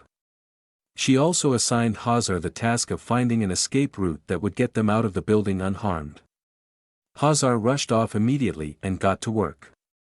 He ran quickly to the end of the corridor but then realized that something was wrong. The zombies were already storming the building, running up the stairs to the second floor, and overpowering Hazar. He was even touched by a few zombies. Christopher rushed forward to help his new friend and pushed aside the attacking zombies in the front row. He drew his sword and ordered the others to protect Andrias since he was the mage of the group. He turned around and said that he would take care of the front line. At which point the zombies swelled slightly. As it brightened in front of him, and he reflexively turned back around, the zombies exploded, killing him. Andrias got some blood splattered on his face in the process. Christopher flew across the corridor and landed on the floor due to the explosion. Suddenly, Andrias was completely shocked and unable to move. When he saw Christopher dead on the ground, he recognized him as one of his former soldier friends. He fell to the ground and gasped for air. While Hazar picked up Christopher, Ivy tried to make Andrias understand that more zombies were coming and they needed to leave now, or it would be too late. However, Andrias couldn't react and had become unconscious. So Ivy also lifted him onto her shoulders and ordered Vivian to destroy the window. Without hesitation, Vivian kicked in the window, and Ivy and the others jumped out, landing with a powerful impact on the ground. Carrying Andrias and Christopher on their shoulders, they quickly ran away. While running, Andrias regained consciousness and realized that he was having flashbacks of his last mission. He raised his hand and gathered magic in it. Then he cast the spell, Grease, on the ground, causing the zombies to fall. He followed it up with his second spell, Earth Shield, to further hinder them. Ivy, however, didn't like this and asked him if he thought he had to fight alone. She continued to tell him not to exhaust all his mana and asked if he could locate the black mage by tracing his magic. As they ran and looked for a hiding spot, he told her that he could do that. Andrias knew that the mage wasn't exactly hiding his magic, making it easy to track him down. He closed his eyes and cast the spell, Mana Detect, allowing him to see through the zombies, through the town, until he found a small building within the city where he ultimately located him and opened his eyes. He told Ivy that the black mage was in a house that was at 9 o'clock from their position and about 100 meters away. She praised him and immediately changed direction, making her way towards the building where the black mage was. She was so fast that the others couldn't keep up. Unfortunately, she was moving so quickly that she didn't even notice the request to slow down. Running at maximum speed, she reached the building Andrias had described. However, the black mage was already waiting and had anticipated their arrival. Despite the tension and calmness, the mage remained undisturbed. When Andrias and Ivy arrived at the house, Ivy wasted no time and promptly kicked the door open. Andrias couldn't help but wonder if they had to kick down every door they encountered. Ivy realized they were likely correct and that the black mage might be hiding somewhere inside. She cautiously entered the room. As Andrias attempted to enter the room shortly after her, he noticed a red magical barrier between him and Ivy. Both of them realized it was a trap and that the black mage had outsmarted them. Ivy focused solely on the barrier in front of her and failed to realize she wasn't alone in the building. Suddenly, she heard a voice and turned around. A zombie girl, almost completely wrapped in bandages and bleeding, said she was in great pain and then screamed, shocking and paralyzing Ivy. Andrias tried to open the barrier but realized it was beyond his power. Suddenly, he heard a voice that told him how pathetic he was and repeated insulting words. He looked up and noticed that the barrier extended throughout the entire city and formed a second barrier outside it. Andrias couldn't believe what he was seeing and stared incredulously at the spectacle above, unable to take his eyes off it. He heard a voice telling him that everything was happening by God's command and that he should bow before the name, Sloth. Andrias recognized the name Sloth and couldn't believe he would hear that name here and now. The game he was in was called Great Sin, or Peccata, in Latin. The story began when Sloth separated the 7 deadly sins from the main body, the Codex of the Apocalypse. If one could collect them all, they could summon the final boss. These items were crucial in the game to advance the story. As Andrias thought about these things, the zombies around him attacked him. But before they could grab him, he managed to dodge them with a powerful leap. During his evasion maneuver, he wondered why he would hear the name Sloth on the outskirts of the land, in a place that didn't even appear in the main quest. He fought off more attacking zombies and realized that he would never last long enough alone to make it out of here alive. Managing to get past the zombies, he ran to his other teammates. The others were also fighting against the zombies, who attacked them without regard for their own lives. Vivian was in a complete rage mode, attacking any zombie she saw, even with just a glimpse. She knew only one thing in that moment, driven by pure bloodlust. Hazar stood beside Christopher's lifeless body, allowing her to kill the zombies as she pleased. Andrias then encountered the group and asked Hazar what had happened to Vivian. Hazar was surprised to see Andrias and relieved that he was safe. He explained that he hadn't seen them until now. Andrias knew he couldn't trust Hazar, but he didn't want to leave Christopher alone, so he decided to play along for now. He told Hazar that Ivy was trapped in a barrier. Hazar asked what they should do next. Once again, Andrias heard the voice of the Black Mage, telling them that they were pathetic and that they were currently killing innocent villagers. Hazar also heard the voice and turned around frantically. Andrias explained to him that it was most likely the voice of the Black Mage. He also told him that the mage might be near Ivy. Hazar, concerned for Ivy's safety, wanted to go to her aid and left Christopher and Vivian with Andrias. Andrias thought that Hazar was far too obvious in trying to unload his useless teammates on him but decided it was better than being betrayed by him. He instinctively looked at Vivian, who was still in a complete rage mode, destroying half the town. Andrias knew this wasn't good and that the Black Mage would further intensify her anger and draw additional energy from it. He also knew that he would meet the same fate as his comrades if he made a wrong move. Suddenly, 3 zombies rushed toward Vivian. Andrias thought it would be impossible for her to dodge this attack. However, Vivian counterattacked, astonishing Andrias with what he saw. Not only did she manage to dodge, but she also struck back directly. Suddenly, he heard a voice. He looked next to him on the rooftop and recognized the Black Mage sitting there. The mage asked Andrias what would happen now that the only one who wasn't injured or captured had escaped. Andrias replied that it didn't matter since he hadn't expected anything from Hazar anyway. The Black Mage remarked that Andrias was unusually calm.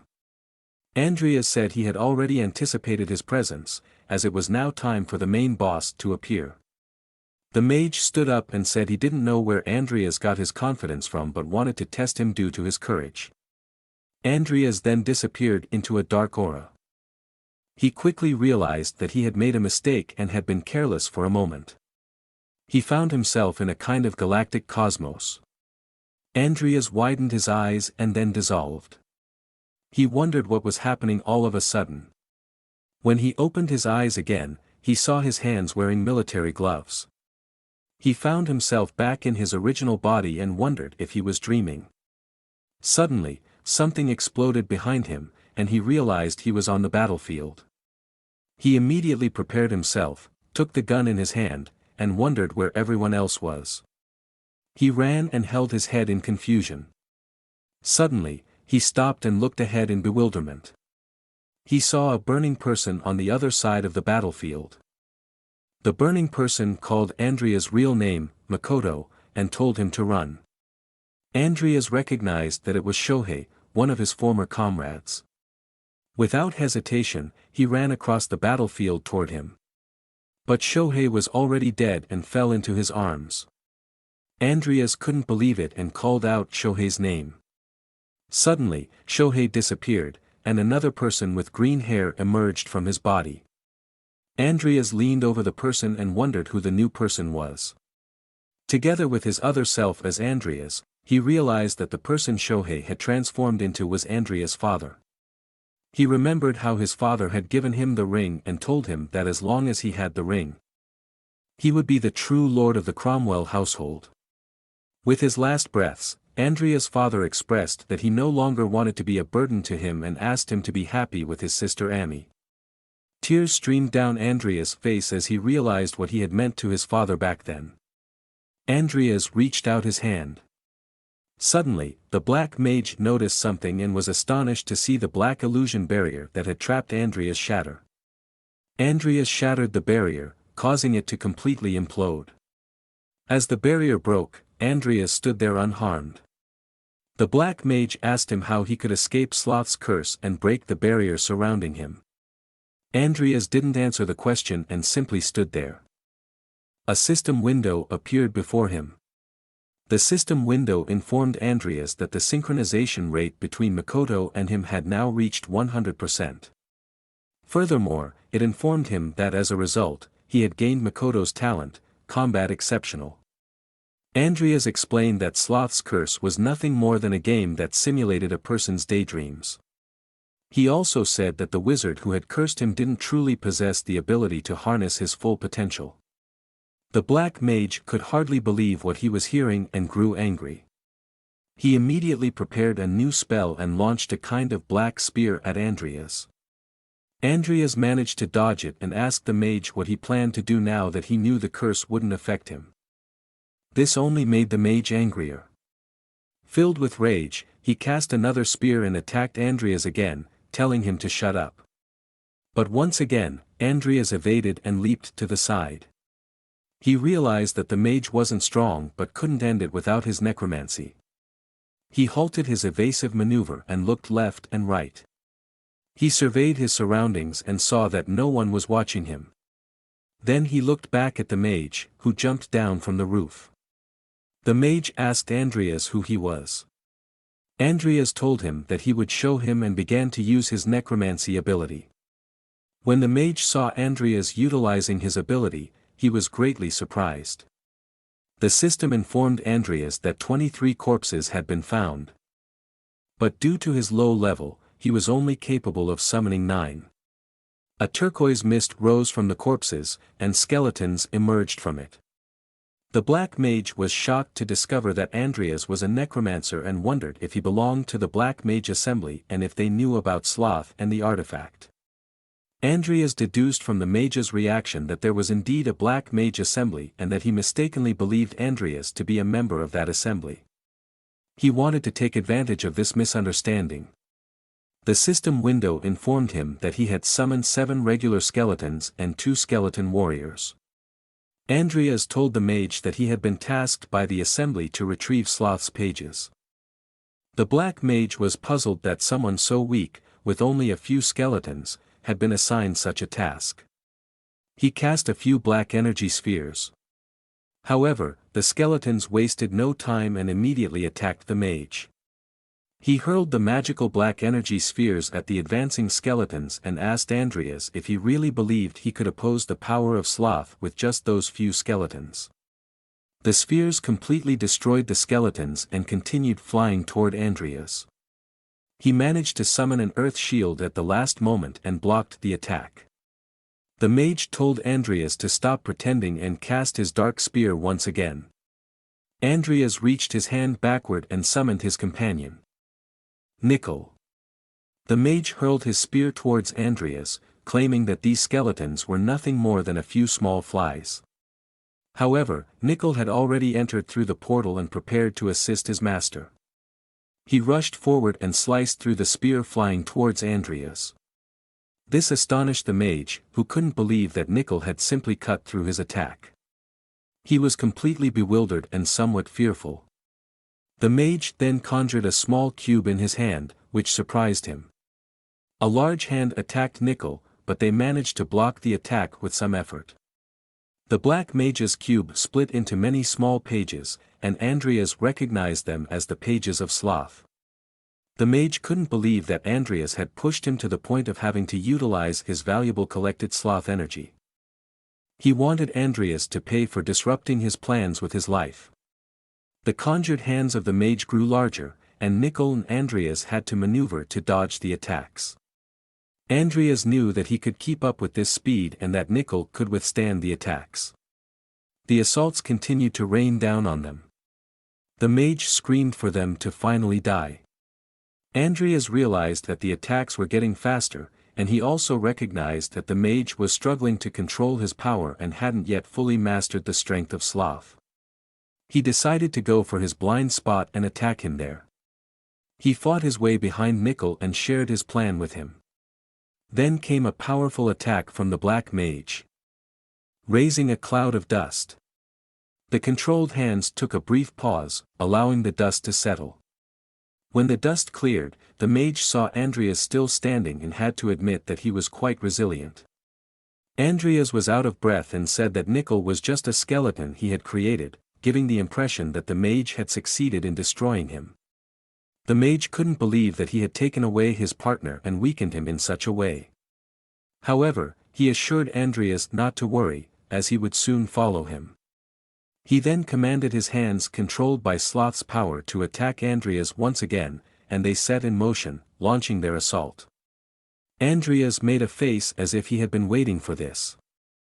Suddenly, a portal opened behind the black mage, and Nickel emerged, splitting the mage into two halves. As the two halves separated, Andrias was revealed.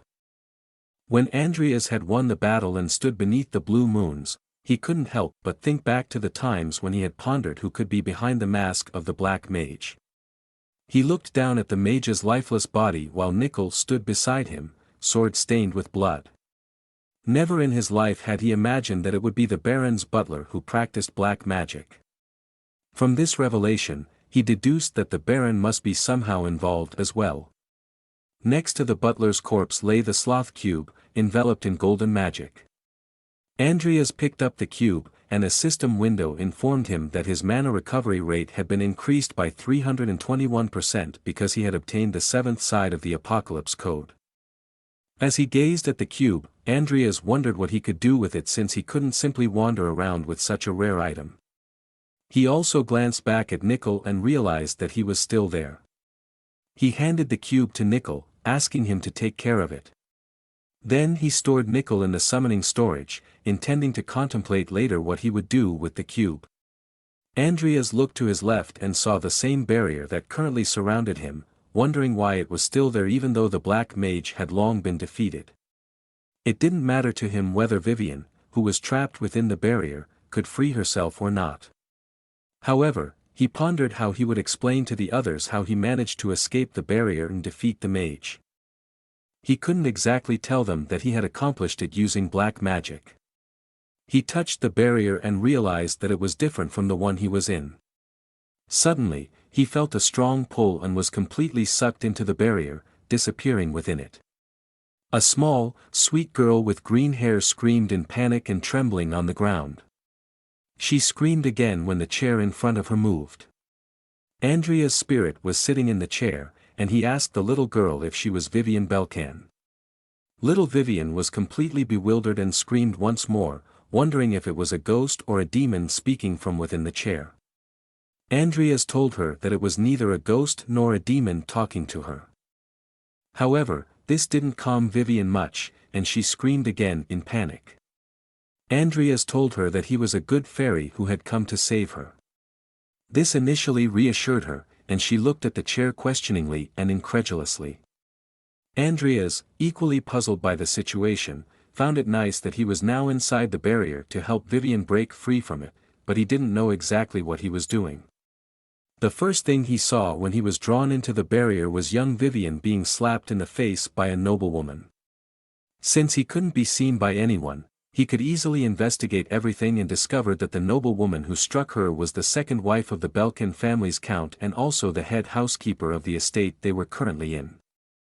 The Belcan family was famous for their first-class swordsmanship, and Vivian's father, the head of the family, always wanted a son to inherit this skill and bring glory to the family in the future. Unfortunately, his first wife, Vivian's mother, couldn't bear him a son but only blessed him with Vivian, which ended in tragedy. Even her mother was disappointed in herself and told young Vivian that she would have preferred not to have her born at all, which naturally disturbed and saddened Vivian greatly. That's why I ask all of you to leave a comment to cheer Vivian up. Since even her own mother didn't want her and cast her aside, there was no one to protect her. Due to the loneliness and mistreatment she endured, a seed of madness was planted within her. And the more time passed, the more she succumbed to insanity, to the point where she killed all the teachers and assistant instructors in the 5th year by herself. The still innocent and poor Vivian asked, amidst the lingering silence, if the fairy was still there. Andrias couldn't take away her memories of the past but wanted to extend a helping hand to help her overcome the abuse. Vivian cried and asked if he had truly come to help her. Andrias asked her why she was crying, to which Vivian wiped away her tears and wiped her running nose. She explained to him that she had never had anyone help her before, and that's why she was crying with joy. Andrias was overwhelmed in this situation and didn't quite know how to handle children who reacted like this. He told her that she had a special talent that hadn't been discovered by anyone else yet. She was puzzled and asked him if she really had something special. Andrias then told her that she had a special talent in swordsmanship. Her estate was truly beautiful and befitting of a noble family. Vivian was surprised why Andrias said she had a talent in swordsmanship and how he knew that, as she hadn't even touched a sword until now. He said that she had to trust him and that he knew a few things. Vivian asked why anyone would believe in her like that because until now, she had only been insulted. Andrias said it was alright because now he would be by her side, protecting her. The sunlight streamed into the room they were in. Andrias said he would help her but in return, he demanded that she not tell anyone about him. She agreed and promised that no matter what happened, she wouldn't tell anyone about her good fairy. And so the days went by. Whether she was yelled at by her stepmother, training in the courtyard with a sword under the critical eyes of her instructor, or sleeping in bed, Andrias was always by her side, protecting her, giving her courage, and supporting her. The months passed, and the green trees gradually turned into golden autumn hues. Vivian called out for Andrias and asked where he was. Mentioning that she was now at the agreed-upon position, just as she had promised him. She asked if he would teach her swordsmanship again. But Andrias hid behind a tree. Suddenly, he emerged from behind the tree and told her not to shout like that and that she should hit him since she had promised not to tell anyone about him. She quickly covered her own mouth. She turned around and realized that he was hiding behind the tree while Andrias continued to scold her. Then the two of them started their training. He tried his best to teach her everything he knew. Their training methods and her talent in swordsmanship truly harmonized well, and her progress was remarkable. She was truly a prodigy. As Andrias watched her, he knew that these movements couldn't come from someone normal who had only recently learned how to handle a sword. He told her that her movements were perfect and that she would often be praised by her swordsmanship teacher. But Vivian pouted a bit and became somewhat ashamed. Andrias thought she was a truly confident child but now realized that in some ways, she wasn't as confident as he had thought. He asked what was wrong because her movements had been perfect. Vivian then said that no matter how many times she was praised, Andrias had never personally shown himself to her. That surprised him. He didn't know exactly how to respond to her. He thought for a moment and told her the first thing that came to mind. That he was a fairy and that's why he couldn't do it. But Vivian said that it was probably because she was a bad child. She said she thought that if she did her best and he acknowledged her, he would reveal himself to her. Yet she had to realize that even when she had tried so hard, he still hadn't shown her his true form. She asked him if her efforts were in vain and that it didn't matter how much she tried, he would never show himself to her. When Andrias heard this, he remained silent behind her and didn't say a word. Suddenly, she heard her father's voice saying that she had surprised him. He couldn't believe the amount of talent she had just shown. Her father then asked her to show him her swordsmanship again. Vivian was surprised but wanted to fulfill her father's request and immediately showed him what she was capable of and what she had learned. When she finished, she eagerly awaited her father's feedback. However, he went into the house without saying anything, but still told her that what he had just witnessed was amazing and praised her. This bewildered Vivian, and she could hardly believe her father's praising words. She then spoke to Andrias and told him that this was the first time her father had praised her. She looked up, and her tears were welling up. She continued, saying that she had never dreamed that something like this would ever happen. Andrias was also surprised and continued listening. Vivian said that she wanted to stay with him here. But she realized that it was time to wake up. Andrias was happy that she would finally wake up. She said that it was thanks to him that she found the path to look forward and move on. She also said that she wanted to continue the path he had shown her and no longer be stuck in the past. Andrias approached her slightly and crossed his little finger with hers. She was confused and nervous. He said that the promise she had made to him had to be kept. She then said that she would do so forever. And the dimension they were in crumbled in the background. Vivian's final words before the dimension finally collapsed and the barrier dissipated were words of gratitude to Andrias for showing her a good dream. Then the barrier created by the black mage collapsed, and Andrias held Vivian's hand. In the ruins of the city lay the corpses that Vivian had previously killed in her bloodlust. However, Vivian slept and looked truly happy. Andrias held her hand and protected her, just as he had promised her in her dream. Shortly after, she also woke up, and Andrias explained to her and Ivy that Baron Bollorick was the one responsible for the crime in this place. Ivy managed to destroy the barrier she was in on her own and then reunited with the others. Ivy now wanted Andrias to cut off the butler's head. She became really angry and wanted to go straight to the Baron's castle, so they set off immediately.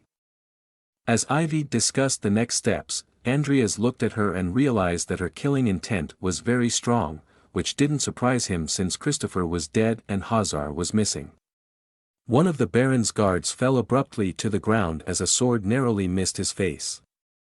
His comrades asked Ivy, Vivian, and Andrias who they were and what they were doing there, ordering them to put away their swords. Even after returning to the Baron's castle, Ivy remained as furious as she had been in the village. She introduced herself as Ivy Clare, assistant professor of Rodlen Academy's night faculty, and stated that anyone who defended Baron Bollorick was guilty of high treason and would be executed immediately.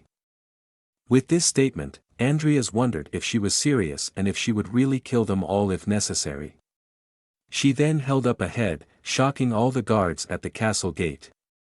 From a very inappropriate angle, she asked if they recognized the head, which obviously belonged to the butler that Andrias had accompanied and patched up with some rope. Ivy explained to the guards that the butler was responsible for what had happened in the nearby village and that they wanted to be taken to the Baron immediately. The guards were surprised but allowed our group to enter the Baron's estate. Ivy, driven by anger, kicked the door again, and the Baron was already waiting for her, welcoming her. Ivy, as well as Andrias and Vivian, were all very surprised by what they saw and couldn't believe their eyes. The Baron recognized that Evan was dead and pointed to his son Edel, who was a large, mutated mass of flesh. The Baron explained that his son was supposed to die from an illness a few months ago. Andrias realized that this was the reason why he had likely fallen under the Black Mage's influence. The Baron further explained that he had been searching for a cure for his son's illness and that one day, a masked man came to him, telling him that he knew a way to help his son. So, the Baron explained that he had told this man to do whatever it took to help his son, even if it meant living in such a miserable state as he did now. He pointed to his fleshy son, who was crying and obviously in pain and no longer wanted to live. Ivy became angry and still couldn't believe what she was seeing. The Baron turned to his son and fell to his knees in front of him. He begged his son for forgiveness and, in hindsight, didn't find his decision as good anymore. Ivy drew her sword, took a few steps forward towards the Baron and his son, and grabbed the Baron by the collar. She forcefully threw him backward and told him that he should ask forgiveness from the people he and his butler had killed. The guards, who had witnessed everything, asked if the Baron was still alive as he tried to get up after the throw. Ivy turned around and asked the guards why they were standing around like fools, ordering them to call the investigation team and eliminate the monster in the background. The guards understood and intended to follow the order. Suddenly, a sharp stone spear formed in Andrias' hand, which he threw forward with all his might, to the surprise of Vivian and the Baron. Ivy was also taken aback when the spear struck the Baron's son directly in the face, causing him to die. The Baron couldn't believe that his son had been killed, and he screamed his name throughout the entire castle as he witnessed the spear piercing his son. Even the guards were shocked by the screams of their former Baron. Completely stunned, the Baron went to the body of his son and touched it, while Vivian and Ivy watched silently. Ivy then turned to Andrias and asked him what that was all about and why he acted without an order. In response to this question, Andrias stated that a creature created from black magic had to be eliminated immediately before it could act and endanger others. Furthermore, the only important information they needed was in the hands of the Baron, and he asked Ivy if he was wrong about that.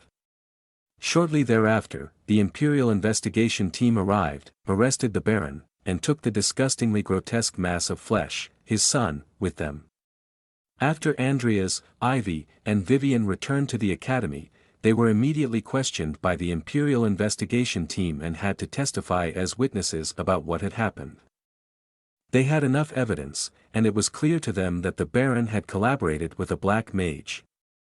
They told Andrias and Vivian that the Baron should be brought in immediately, and another meeting would be held afterwards. Afterward, the investigation team thanked them for their time and told them that they could now go home. Andrias and Vivian then left the interrogation room, and Andrias knew that the consequences for Baron Bollorick for dabbling in black magic would surely be severe. He turned around and thought that even though the Baron would probably be angry with him at the moment, he should thank him instead. If he hadn't killed his son, he would have suffered much greater pain now, as he would surely be used as an experimental subject by a group of deranged mages who had no good intentions for him. Andrias suddenly widened his eyes as Vivian addressed him as Mr. Fairy, and asked if he had planned everything. She turned around and asked him what he meant by fairy, and what they were talking about, realizing that he was so lost in thought that he almost spoke just like the fairy. Vivian recognized the voice of her fairy and said that he sounded just like it. Suddenly, Lucia called out Andrias' name and ran to him from behind. She asked him if he was done with the investigation team meeting, which Andrias confirmed. Lucia held up her tablet and desperately wanted to show him something. She explained to Andrias that he had recently become a little celebrity and showed him an article about students defeating a black mage, with an investigation conducted by the Imperial and casualties and missing persons involved. Lucia was about to mention that it had only been a short time since they introduced their new potion when Andrias interrupted her and explained that he actually just wanted some peace and quiet.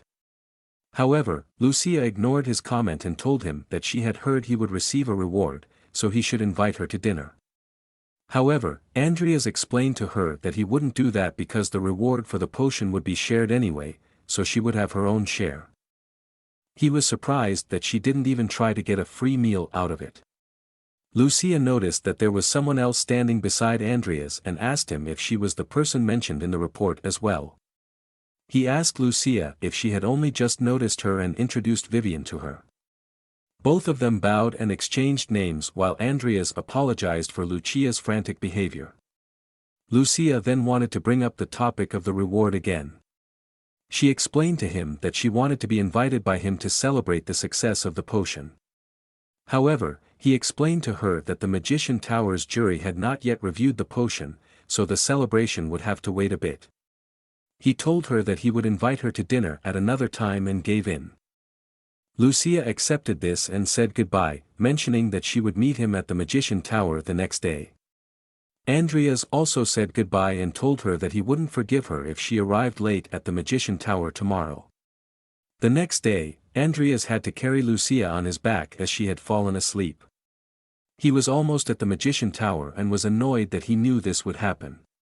He gasped for breath and berated himself for being so naive and actually believing that she could make it to the Magician Tower on her own. As he struggled to climb the last steps to the tower, Lucia asked him to walk more gently. This almost silenced Andrias. However, when they finally arrived at the tower, one of the guards asked if they were Lucia and Andrias, which Andrias confirmed, and they were asked to follow the guard. They entered the Magician Tower, which housed many flying staircases. The guard explained to him that the room in the middle of the tower would continuously move and change, so he should be careful where he stepped. Andrias asked Lucia if she had heard that and told her to please stand up properly and walk properly now, not like a half-asleep zombie. In response, she said that she was awake and already walking properly. Lucia also hesitantly asked Andrias about his relationship with the woman she met yesterday. Andrias said that there was nothing special between them, which made Lucia even more suspicious. As the guard continued to climb the stairs with Lucia and Andrias, Lucia brought up the topic of food again and asked Andrias once more to invite her to dinner. However, he asked her why she insisted on him inviting her to dinner when she was so rich and had much more money than he did. Suddenly, a voice echoed in the room, and both of them were genuinely shocked and they heard the voice, their eyes widening. The voice said that they were very bold, entering the tower so casually and without any nerves. Andrias recognized the voice but couldn't believe that it was really the voice he remembered. In an instant, without the two even having a chance to react, a man with a blindfold and a large eagle on his shoulder appeared behind them and firmly held onto their shoulders. Andrias and Lucia turned around slightly to get a better look at the man who had suddenly appeared behind them and realized that it was Bart Alven, the owner of the Rodlen Magic Tower. The guard who was leading Lucia and Andrias through the tower also turned around and was surprised when she saw the tower master, Bart Alven. A large eagle perched on his shoulder, and a brown cloth covered his eyes. His eagle soared high as Bart looked around at Lucia and Andrias. He recognized Andrias' face and noticed that he would always recognize that stupid face, as it hadn't changed at all. Bart was the head of the Alven family and the current tower master of Rodlen. Andrias wondered about Bart's presence and contemplated whether his personal presence could disrupt the balance. After scrutinizing Andrias, it was Lucia's turn, and Bart immediately recognized her as the daughter of Count Hollington. Lucia bowed politely, confirming Bart's assumption, and introduced herself as Lucia Everlast. Bart then thought that one would only remember names if they had built a certain reputation. Andrias and Lucia were astonished that he had spoken out loud and wondered if they had just heard that statement. Bart extended his arm and informed the guard who had been leading Andrias and Lucia around that he would now take over. Using his magic, he created an orange whirlpool beneath him. The guard accepted that the tower master wanted to personally guide them. Andrias couldn't believe that Bart was using this kind of magic. The whirlpool expanded upward, completely encircling Andrias and Lucia. In response, Lucia asked him if he also thought that Bart was a monster for effortlessly using such complex and powerful spatial magic. She also thought that he was intentionally exaggerating to show off in front of them. Bart responded with a grin, stating that he could hear their whispers just fine. The magic grew more intense and powerful until it reached its maximum. Then, Bart, Andrias, Lucia, and the guard disappeared, teleporting into a room before a committee consisting of 3 elderly gentlemen, all wearing dark mage robes. When the group suddenly appeared before them, the elderly gentlemen were quite surprised to find the tower master among them. Bart asked the elderly gentleman if the investigation of the potion was still ongoing. To which one of the older men confirmed. He said that they were currently examining its effectiveness.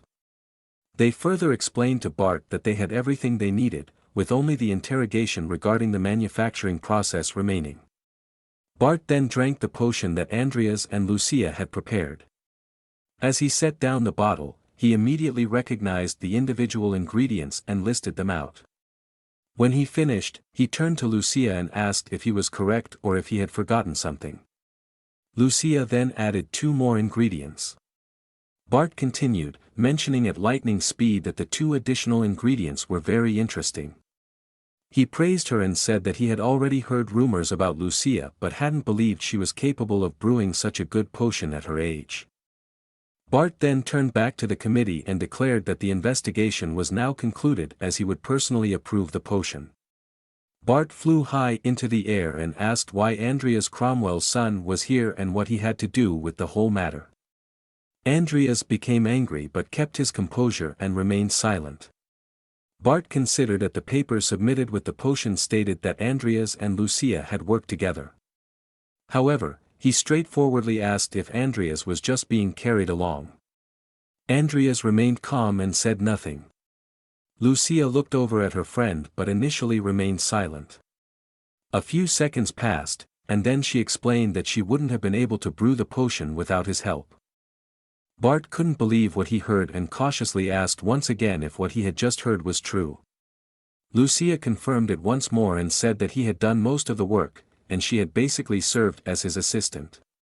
Bart accepted this statement but still wanted to confirm it personally. He snapped his fingers, and another orange circle appeared around them. Andrias was astonished that even in this situation, before they were teleported and under tremendous pressure, Lucia attempted to analyze the magic and realized that Bart couldn't use magic outside the tower. Bart teleported with Andrias and Lucia to another room where additional mages were working at tables with various magical devices, herbs, and roots. Bart wanted Andrias to prove that he had actually participated in developing the potion by making it here and now. He said that all the necessary ingredients were available in the storage, and Andrias could freely use all the devices. Andrias understood and immediately got to work, under the watchful eyes of Bart and the other curious mages. Andrias looked at the table with many different devices and avoided using one that he hadn't used before to avoid unnecessary attention. After 5 minutes, he was done, and Bart tried the potion Andrias had brewed. After the test, even the tower master had to admit and acknowledge Andrias' accomplishment. However, Bart then asked why Andrias had used Hong Pishi. For example, the room remained filled with tense anticipation as Bart, Andrias, and Lucia were observed by the other participants. Andrias answered Bart's questions in detail, explaining why he had chosen certain ingredients. The other mages and even Lucia were amazed that he could explain everything so well under such tremendous pressure. Bart interrupted Andrias, who wasn't finished with his explanation, and removed his brown eye covering. He said that even though they hadn't seen each other for a while, he knew for sure that the boy from back then would never have been able to create something like this. He came close to Andrias, wanting to put additional pressure on him. Bart looked directly into Andrias' eyes with his blue eyes and asked him directly who he really was. Lucia was puzzled by this question, and an eerie silence filled the room as Bart continued to stare at Andrias. At first, Andrias remained silent, but then he grinned and replied in a questioning manner if this was a joke from Uncle Bart, telling him that he was 100% Andrias Cromwell, the same Andrias whom he had treated like a bug and made fun of. Bart was surprised by this unexpected response and had to admit that Andrias had undergone quite an interesting character development. Bart was confident and grinned, he wanted to make a bet with Andrias. Andrias listened intently, curious about what it would entail. When Bart then proposed that he would pay off the entire debts of the Cromwell family if Andrias invented a new medicine by the end of the year, Andrias was surprised. After blindfolding himself again, Bart continued that he would also grant him a wish. However, if Andrias couldn't invent a new medicine and lost the bet, he would have to leave the academy.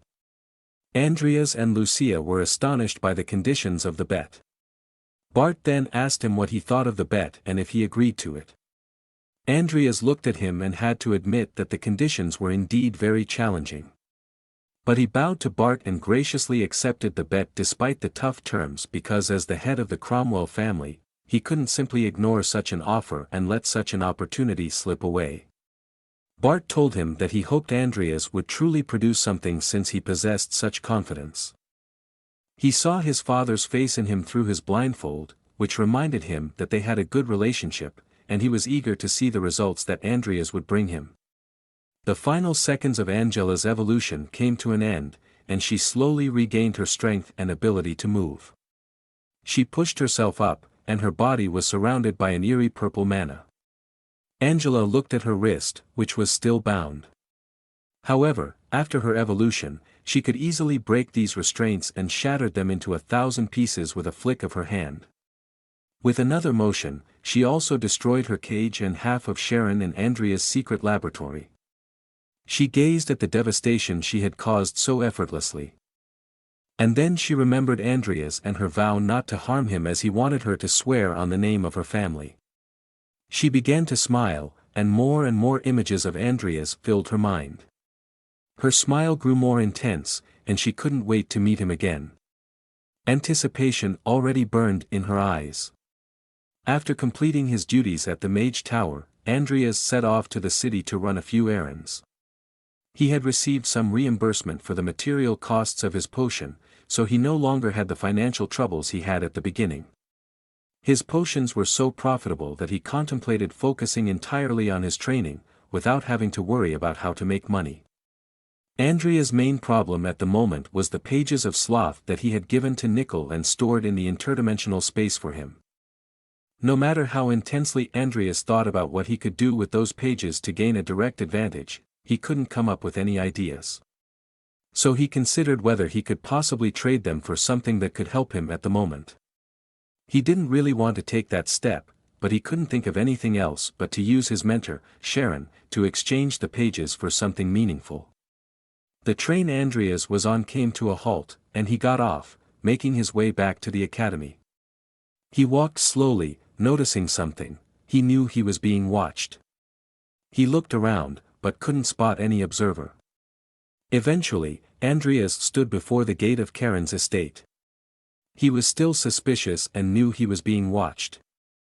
But he continued entering the estate, telling himself that he was probably just imagining things.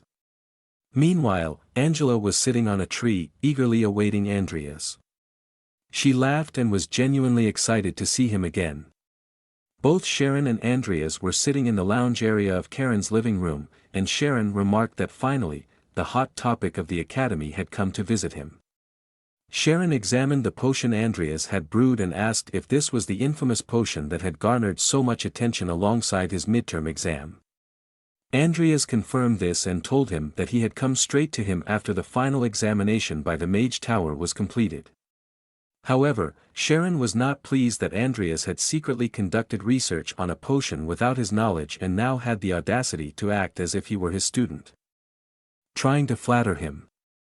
Andrias, however, did not confirm this and said that it was not his intention. Sharon was angry and told him to keep his mouth shut and follow him. He took a book from a shelf and used it to open a secret portal to his cellar, their research laboratory. Before Sharon and Andrias went through the portal, Sharon made it clear that he wanted to show him and engrave in him what it meant to become his student. Andrias couldn't believe that he would hold a grudge against him for such a trivial matter and found Sharon to be miserly. As the two went through the portal and descended a narrow corridor with a few stairs, with Sharon leading the way and generating a blue light using his magic. Andrias noticed that Sharon was in such a bad mood that he couldn't mention the pages of sloth today. Andrias knew well that it was best not to talk to Sharon when he was in a bad mood. He decided to settle for reaching the laboratory and finding out Angela's status. When Sharon and Andrias reached the end of the stairs, flames and smoke greeted them. Sharon was taken aback as he looked into the antechamber of his lab, which resembled a battlefield. Everything was completely destroyed, and Andrias and Sharon stood there petrified, looking at the devastation before them.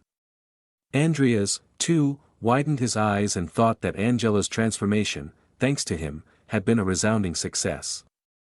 They then approached the cage where Angela was being held captive. Andrias reflected on the fact that it was a shame he couldn't talk to her again since she was a genuinely nice person. Sharon grabbed the chains that held Angela captive and cursed loudly. His anger grew, and his mood continued to deteriorate.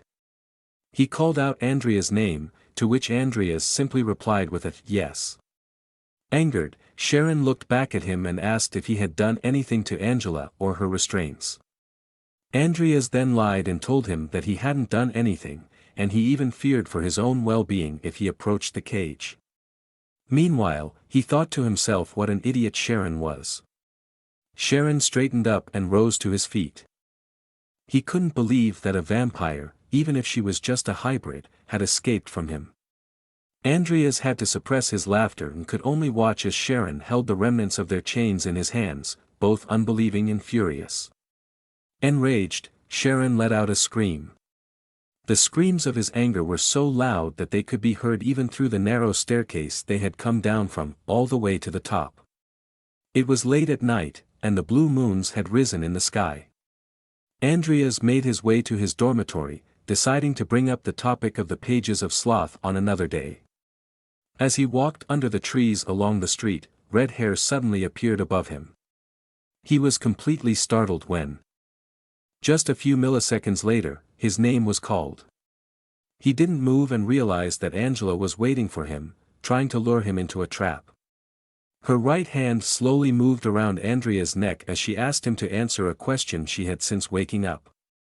He was frozen, not moving, as he knew that any wrong move would prompt her to hurt him without hesitation. Angela told him to look at her, which he obediently did. She asked him to tell her everything about the ability she suddenly possessed. However, Andrias didn't answer her question. Instead, he countered with a question of his own, asking why she was doing this to him. He also asked if she hadn't kept her word, considering they had made a deal. She should think about the price she would have to pay if she broke her word and harmed him. Angela remained quiet for a moment and used some magic to hover in the air, while one of her hands remained dangerously close to Andrias' body. She said that she knew perfectly well what the price was, but she couldn't help herself as she desperately needed to ask something. She told him that no matter how hard she had tried to break the chains that bound her, she had never succeeded on her own. So, she explained that she had found another way and asked if he knew it and what incredibly amazing method she had used. As she approached Andrias, she realized that he had a certain scent, almost like a great sin. Her eyes grew redder, and she told him that she finally understood. Andrias looked at Angela, completely unaware of what she was talking about. She said that he was very interesting and slowly ran her hand over Andrias' face. Then she asked him what they were just talking about. When he asked her that, she grabbed him by the throat, pushed him backward, and slammed him forcefully against a tree, causing a few leaves to fall. Andrias gasped for air, but Angela held him firmly against the tree. She told him that there were still plenty of things she wanted to ask him, but this place they were in was too obvious, so she wanted to stop attracting attention for now and leave it at that. Andrias was still struggling against her grip, but Angela told him that they would see each other again very soon. She also mentioned that she would use her newfound power in the meantime and surely find a good use for it. Furthermore, she couldn't help but thank Andrias for helping her. Andrias continued to try and free himself from her grasp, unable to believe the strength behind it. However, Angela reassured him that he shouldn't worry and that she wouldn't torture him. She licked her sharp teeth with her saliva-wetted tongue and told him that they were connected by fate. The next day at the Delusion dormitory, which looked almost regally beautiful from the outside and was adorned with the typical golden and blue accents of the academy. The warm sun shone on a small terrace on the side of the building. Two women were sitting on the terrace, enjoying their afternoon tea. Diane pointed to a night in a book and enthusiastically told her friend a few stories about this night. The table was set with very exquisite tableware as her friend, Julik, was already on the verge of tears, asking Diane to take a moment's pause. Diane then told Julik that if she kept her eyes open enough, she would surely find a knight to admire as well. Julik casually asked during their conversation if Diane had heard that Lucia Everlast had passed the examination of the Magic Tower Committee. Diane was amazed that she had achieved this despite her young age. She recalled hearing that Lucia was always lazy and sleeping during classes but had to admit, based on the current news, that she was indeed a sleeping dragon who had it all figured out. Surprised, she wondered why she hadn't achieved something similar when she was in her first year. However, Julik said that wasn't even the most surprising part. She lifted her tray and showed Diane an article on it, featuring Andrias and Lucia along with two magicians from the tower, announcing their discovery of the new potion.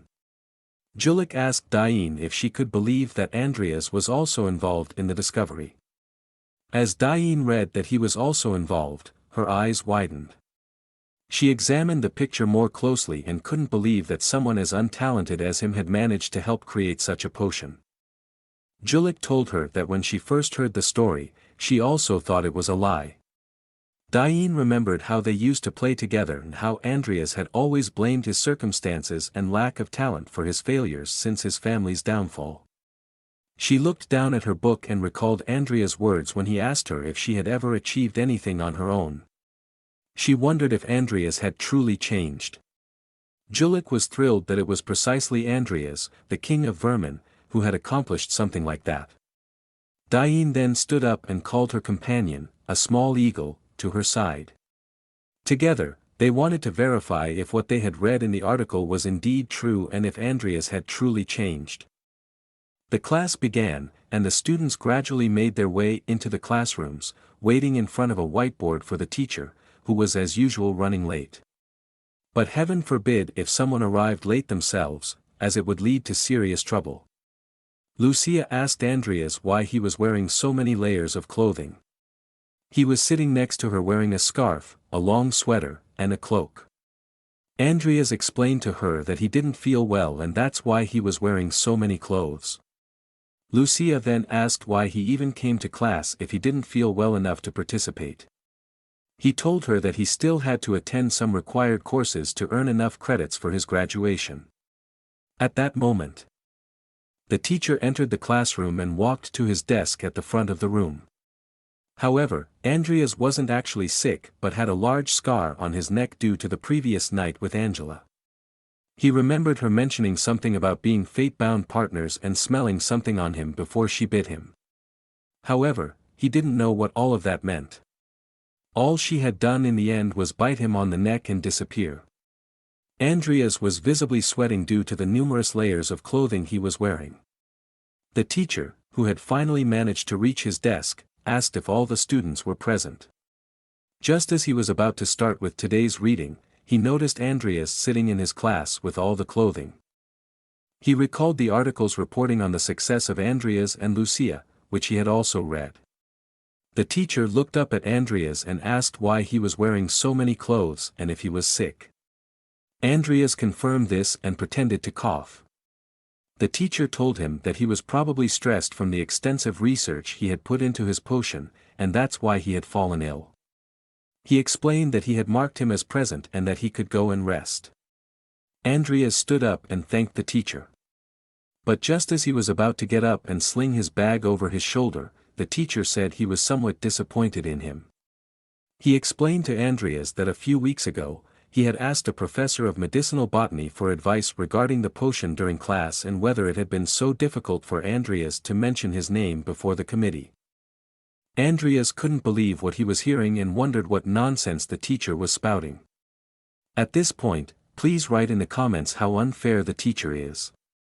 Andrias himself wondered if he had understood correctly, that the teacher, who had contributed nothing to the potion, wanted a piece of the recognition for which he and Lucia had sacrificed so much time. Andrias tried to be polite and said he was grateful for the advice. Andrias continued driving and explained to the teacher that he had told them that if they were to prepare the potion as they have done now, it would end up as a soup instead of a potion. Since the alleged soup he would make was so good, the tower master himself verified it. Lucia couldn't believe what Andrias had planned and was completely surprised when he confronted the teacher.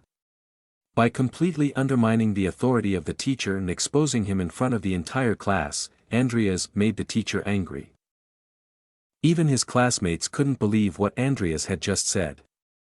As he was about to leave the room, the teacher couldn't resist and told him that he had crossed his limits by exposing him in front of the whole class. But Andrias ignored the teacher and simply stated that he didn't feel well and wanted to leave the class.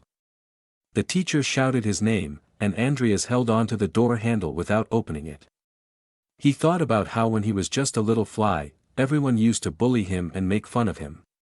And now that he had achieved success, they all wanted to be friends with him. But that's not what Andrias wanted. He wanted them all to keep their mouths shut and lick his shoes. Moreover, he thought that if he needed a few more entries, he could always go to another class to collect the missing entries. The professor grew angrier and asked how long Andrias planned to ignore him. Suddenly, Lucia called out the professor's name, causing him to turn towards her. She said she could explain since she was also involved in the potion's creation. Andrias wondered what she was thinking. The teacher cleared his throat and told her to continue. Lucia explained that they had learned the basics of potion making in this class. Andrias couldn't believe that Lucia was trying to defuse the tense situation. She continued, explaining that they had then put those basics they learned in class into practice privately. This made the teacher sweat as he had no counterarguments against Lucia. The other students were equally impressed by how she diplomatically put the teacher in his place. In conclusion, she stated that personal experiences outside of class would help them much more than what they learned in class, and that engaging with the subject matter privately was not a mage's obligation. The teacher had to agree with her and had no counterarguments. Andrias was astonished and surprised that Lucia was able to overpower the teacher to the point where he couldn't say anything against her. As a final gesture, Lucia threw the teacher a bone and gave him some sugar, saying that next time they had questions, they would certainly ask the teacher for advice again if he wasn't busy researching something himself. This pleased the attention-seeking teacher, and he said they could always seek his advice. Then the teacher turned to Andrias and told him to please leave now and take some time to recover. Andrias looked up at Lucia and mentally praised her for calming the situation so easily and not letting it escalate further. Lucia winked at Andrias, signaling that she was glad to have done it. Andrias grinned and still didn't know why she had done it, but he was grateful for her help and left the classroom. It was a sunny day, and a large house could be seen in the midst of the city. Beautiful, tall mountains were visible in the background, and the sun radiated over the entire city, giving it a bright and positive atmosphere. A secretary stood next to a man with red hair in a luxurious room, handing him reports on potential candidates being considered for selection. First, she handed him the reports of the students who were already at Rodlen Academy. The red-haired man went by the name Cloche Sinclair, an aura master. He received the reports handed to him by his secretary and began reading through them. A wide grin appeared on his face as he learned that the daughter of the Everlast family had invented a new potion and already released it to the public. His secretary confirmed this and informed him that they had named the potion after their family, calling it the Everlast Potion. Furthermore, she would have a temporary monopoly on its sale. Cloche asked if she had a sample of the potion, to which his well-prepared secretary naturally did. He looked at a small bottle she handed to him and found the sample to be somewhat small. He told his secretary that if she could already invent such a potion in her first year at Rodlen Academy, many would surely try to recruit her once she completed her schooling. Therefore, his secretary suggested that they establish contact with her right away. Cloche tried the potion and told her that they should also keep an eye out for other individuals they might want to recruit. The potion immediately took effect, and Cloche felt energized as he noticed the potion's effects unfolding. His secretary adjusted her glasses and asked her boss how he found the potion. Cloche smiled and was thrilled. He told her that he was surprised by how effective the potion truly was. He knew that the potion was several times more efficient than any others currently available on the market and had no side effects. He knew they would succeed in commercializing it, revolutionizing the market. However, his secretary informed him that there was something else that required his attention. She handed him the tablet and informed Cloche that this potion was developed in collaboration with someone else. Pointing to a picture of Andrias. Cloche recognized Andrias as Cain Cromwell's son and wondered if he had possessed the talent for potion-making all along. His secretary dismissed his suspicion and explained that he didn't have the talent from the beginning, and rumors suggested that he only benefited from Lucia and profited from her achievements. Cloche then asked what other reason Lucia would have had to include Andrias' name. His secretary also had no reason and informed him that their families didn't have any relationship either. Cloche stretched and yawned. He ordered further investigation into this matter, and if it seemed that Andrias had indeed unlocked his talent, he should also be added to the scouting list. His secretary noted the order and understood. It was gradually becoming night, and rain started to fall. The light shone through a window, and a man sitting in a luxurious armchair in front of the window with a glass of red wine asked his butler about the preparations for the end-of-year awards. The butler informed His Majesty that everything was proceeding as planned and that the Cromwell family would be degraded. He swirled his wine glass and mentioned the name Andrias. At that, the man in the armchair began to grin and laugh maniacally, as if he were mad. He looked outside and wondered if Andrias would be different from his father when a lightning bolt struck, revealing an image of Andrias. The next day, Andrias was back at training, and through the window, one could see him swinging his sword up and down. Andrias had already swung his sword 9,999 times that day, so he was visibly sweating and exhausted. Andrias raised his sword over his head once more and performed one more repetition to reach 10,000. Completely exhausted, he then fell to the ground and reached for his potion, which he drank. He thought about how without this potion, he wouldn't be able to achieve such a high training volume, and it would be impossible for him. The regeneration potion increased the recovery rate of his muscles, while the healing potion fought his fatigue. And by adding the physical enhancement potion, he had essentially created a system that allowed him to train endlessly. Andrias looked down at the two potions and thought about how it was a gamble, but he had made the right choice to continue his development. He remembered that the system gave him an 89% probability of developing and improving his potions. Andrias succeeded in this, and his talent improved from ordinary to extraordinary. This improvement was so significant that he felt foolish for ever being concerned about it. Moreover, thanks to the new evolution stage, he could now produce much better and more potions, as the success rate of a potion was increased, and the manufacturing process was accelerated. Andrias realized that as long as he continued like this and gave his best, he would be able to continue growing and improving. He also considered that if he could acquire another good corpse and a few good items, he wouldn't have to worry about his combat power anymore.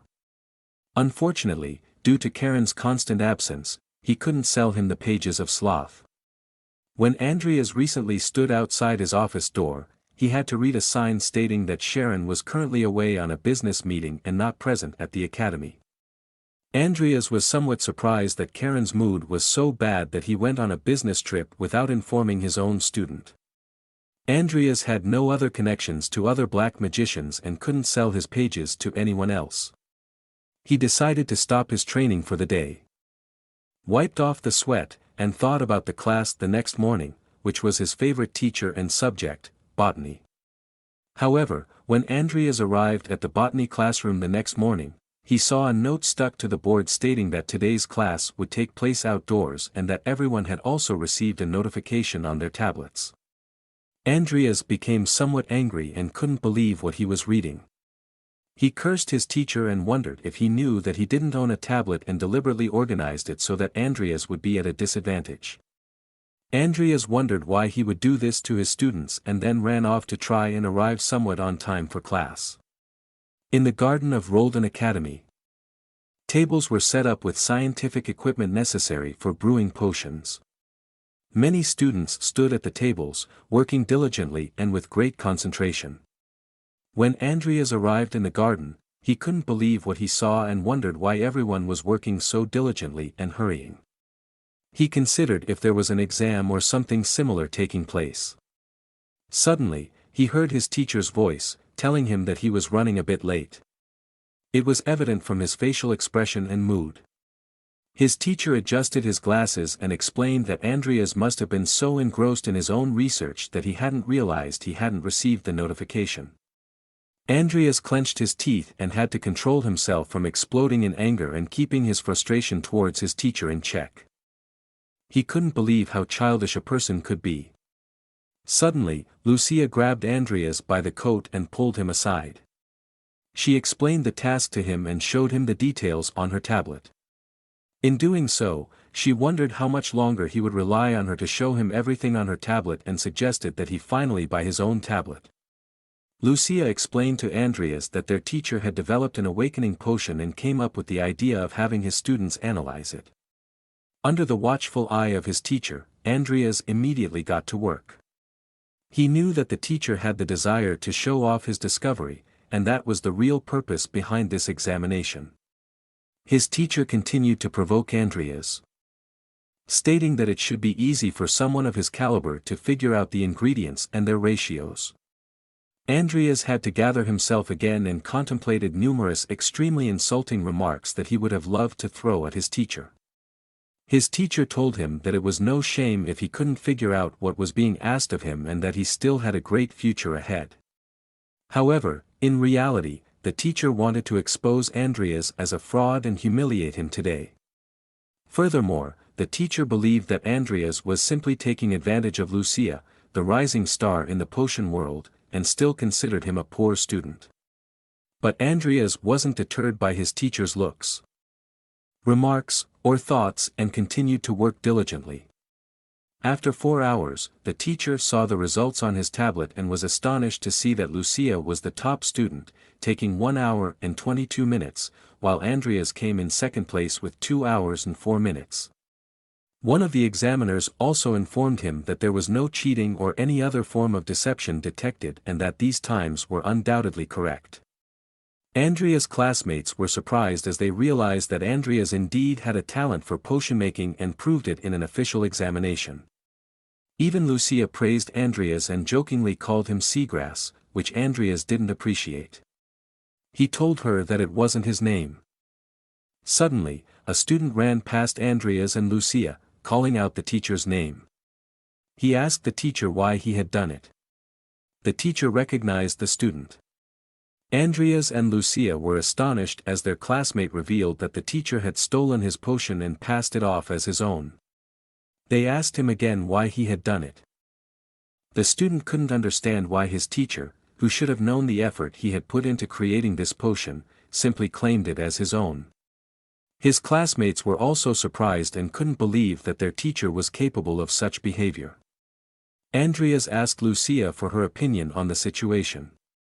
She said that their teacher was useless and believed that he most likely stole the potion. Andrias agreed with her. Lucia was horrified, her eyes wide open. She asked what he was going to do and what his plan was. She was considering that she had already helped him yesterday and now didn't want to take care of him anymore, wanting Andrias to fend for himself. Andrias approached his teacher and asked him a question regarding the ingredients of the potion. However, his teacher yelled at him, saying that it wasn't the perfect time for it and asked if he couldn't see that he had more important things to do. Andrias explained to him that it would serve to ease the situation and clarify matters. Furthermore, Andrias stated that if it was indeed his potion, which he had worked on alone, he should be able to confirm it here, in front of his classmates. His teacher became panicked, and his fear was evident. He cursed Andrias for further complicating things. A classmate asked Andrias what he meant by proving it and if he was referring to the kind of investigation they usually conducted at the Mage Tower. Andrias confirmed this and told his teacher that if he had truly created the potion, he should be able to simply explain why he used specific ingredients. Then he asked if the teacher wasn't confident enough and wanted to back down. The teacher adjusted his glasses and said, trembling, that he was certainly confident enough to explain his thought process behind each ingredient. After all, he was the professor of the esteemed Rodlen Academy in the field of botany. Then Andrias asked a question about why he had replaced one ingredient with another. Right from the first question, the teacher started stuttering because he didn't know this part due to being distracted during a presentation and had forgotten to catch up on it. Andrias' classmate, who accused the teacher of stealing his potion, asked the teacher why he didn't answer immediately but took so long to think. The teacher lied and said that he was able to reduce the cost of the potion, telling his student that he would know the answer if he spoke the truth. As Andrias subjected his teacher to these questions, an eagle perched on a tree observed the scene. Andrias continued with the questions, to which his teacher asked what he was trying to do and if he believed he was conducting some kind of investigation. He pointed out to Andrias that only the mages of the tower were authorized to conduct such investigations. However, Andrias wasn't deterred and came to his final question, asking the teacher why he used jelly beetle instead of papina powder despite its high price. The classmates eagerly awaited their teacher's response, once again wondering why he took so long to answer. Their professor was visibly under pressure and really had to think about what lie he would tell his students in response to this question. The students' whispering grew louder, and they wondered if the teacher had really stolen the potion. They could hardly believe that he had done something so deceitful. These conversations made him increasingly uncomfortable and nervous. The teacher clenched his fist, trembling, and stammered that he had used jelly beetle because papina powder had hallucinogenic effects. He shouted that this was the reason why he had chosen the more expensive beetles. Andrias and his classmate listened attentively. Then, to Andrias' delight, his classmate explained that the actual reason why there was no powder in the potion was because it is heated for too long during the manufacturing process, which would cause stomachaches if consumed. However, the teacher wanted to stick to his opinion and yelled at the students, insisting that it wasn't true and that the real reason was the hallucinogenic effect. At that point, Andria's classmate recalled a conversation with the teacher in which he had mentioned that the powder had side effects but failed to mention the hallucinogenic effect. He asked the shocked teacher how he knew that in this specific composition, the powder would have that effect. The other classmates then shouted at the teacher, asking if he had no pride as a scientist and how he dared to steal something from his own student. They insulted him as a fraud and thief, which made the teacher furious. In despair, he accused Andrias and his classmate of being the real deceivers and asked if they had planned everything to expose him. He threatened to report the whole incident to the disciplinary committee. Andrias realized that the professor had truly hit rock bottom. He believed his teacher was behaving like a child having a tantrum and knew that in such cases, parents had to intervene. His classmates found the professor's statements truly appalling and wanted to boycott him, hoping he would face trouble with the disciplinary committee. To the astonishment of his teacher, Andrias suggested that if he was so upset, he could simply call Sir Bart Alven to hear the explanation directly from him. Andrias reached into his pocket and said that it was entirely possible, pulling out a card. He explained that he was personally sponsored by Sir Bart Alven. Lucia was surprised that he used his credit card to deceive them and hoped that they might fall for it. The teacher's grip loosened, and he trembled with fear that Bart would personally appear and expose his lie. Andrias approached the teacher, keeping the pressure on, asking him what was wrong and what he had to hide. He asked if he didn't want to continue telling lies. But the teacher just stood there, cursing Andrias and his classmate, while thinking about Bart. The eagle perched on the tree, observing everything, was directly connected to Bart, who had taken notice of the teacher and wanted to punish him for this theft. Yet Bart was also surprised that Andrias so casually used his name to further pressure the teacher and wondered what he would come up with to abuse his name in such a way. However, Bart had to acknowledge that Andrias was well versed in the theory and practical application of potions. He was confident that Andrias could discover a new medicine by the end of the year and flew away. While the teacher admitted his defeat and fell to the ground, Bart was happy for Andrias and looked forward to following his further progress. After class, Andrias, Lucia, and Vivian went to the cafeteria together. They sat at a table and enjoyed their meal. Lucia couldn't believe that Andrias had actually invited her to eat together but was disappointed that Vivian was also there. Andrias looked at Lucia with surprise, noticing her strange expression, and asked if everything was okay and if she didn't want to eat. Nervously, she replied that she did want to eat and reached for the meat on her plate with her bare hands. She realized it was hot and waved her hand in the air to cool it down, drawing the attention of everyone at the table. Andrias showed her how to properly eat the meat and made fun of her table manners, calling her a rich lady. He held a piece of meat in front of her face and said she could have it. Lucia couldn't believe that he was making a fool of her but still looked fascinated at the meat in front of her. Vivian looked somewhat jealous as Lucia took the meat from Andrias. She said that she also wanted a piece of meat from Andrias. This surprised him, and he asked her what she meant exactly.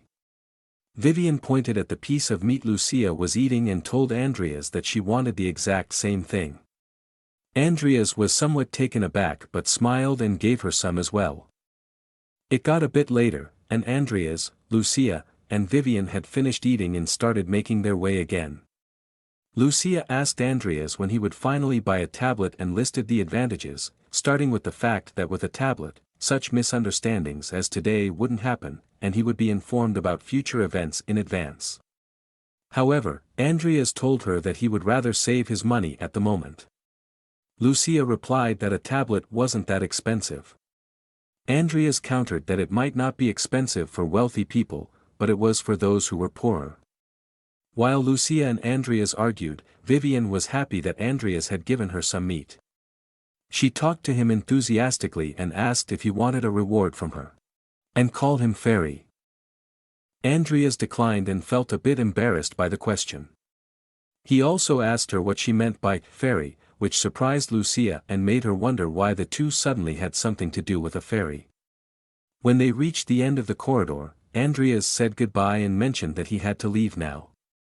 Lucia was sad and said that they had just eaten together, but she didn't want to hold him back and looked forward to seeing him again later. They said their goodbyes, and Andrias continued walking alone down the corridor, illuminated by the midday sun shining through the upper windows. Andrias closed his eyes and enjoyed the brief moment of tranquility he had just experienced. Suddenly, a figure emerged from the sunlight in front of Andrias, coming towards him. Andrias recognized it was Sharon and was happy that he had finally reappeared. He looked Sharon directly in the eyes. As his master passed by, Andrias acted out a scene, greeting him like a good student and welcoming him back. Sharon told him to come to his laboratory tomorrow evening and continued walking. Andrias stopped, turned around, and told Sharon that he understood. He was glad that his master had returned just in time for him to continue with his plans. The next day, Andrias made his way to the Avonstrasse of the Academy and entered the store, World Hammer Handlings. He looked at a sword and wanted to prepare himself because Sharon was the type of person who believed that everything Andrias owned automatically belonged to him as well. Especially because he possessed such a rare item as the Pages of Sloth, he had no doubt that Sharon would reach out his greedy hands for it as soon as he found out he possessed them. He also intended to buy the sword he was looking at directly afterward, and the shopkeeper asked if he wanted to purchase a sharpening stone as well. Suddenly, Andrias heard his name and turned around. He recognized Diane, who stood at the other end of the store with a large gift in her arms and asked him what he was doing at the blacksmith's. Andrias bowed politely and explained that he needed a sword. Diane was surprised why he would need a sword since he was supposed to be a mage and asked Andrias about it. He told her that it was always useful to have one for self-defense purposes. He looked curiously at the gift Diane was carrying, and she explained that it was for her brother. Andrias pondered and remembered her brother Carlos. He recalled that Carlos was Bart's eldest son and that he had left them to become a knight and train. He also remembered that they had a very good relationship back then. Andrias also knew that Carlos was supposed to be dead when the game started. If he wasn't mistaken, Carlos would die at this year's New Year's event at the Academy. He also recalled that Hazar, his former teammate, had joined a cult after escaping from Baron Bollorick's territory and that they carried out a terrorist attack during the event, resulting in Carlos's death. Andrias then asked Diane if he was correct in assuming that Carlos would participate in the event, which she confirmed. Andrias closed his eyes and thought about how nice it would be if the three of them could meet again from their old times. Diane was surprised by this line of thinking. Now that she had personally spoken to Andrias and compared it with the stories of the other people she had inquired about him, she realized that he had truly changed. She became nervous at the thought of how she could ask him something and wanted to calm herself down and ask him in a normal way. However, before she could ask her question, she asked Andrias if something was wrong, throwing herself off track. Andrias then bowed and told her that they would surely cross paths again, but he explained that he had to continue on his way. Andrias walked past Diane, and just a few seconds later, she turned around and asked him if she just needed to know something from him. But before she could finish her question, she realized that Andrias had already left the store. He had to think about Carlos and realized that he still had some time to save him before the terrorists carried out their attack. It became evening, and as agreed, Andrias made his way to Sharon. They sat across from each other, and Sharon explained that he'd searched the entire continent to find someone of the same quality as Angela, but had yet to find another half-vampire, let alone a real one. Therefore, he wanted to continue searching for a replacement.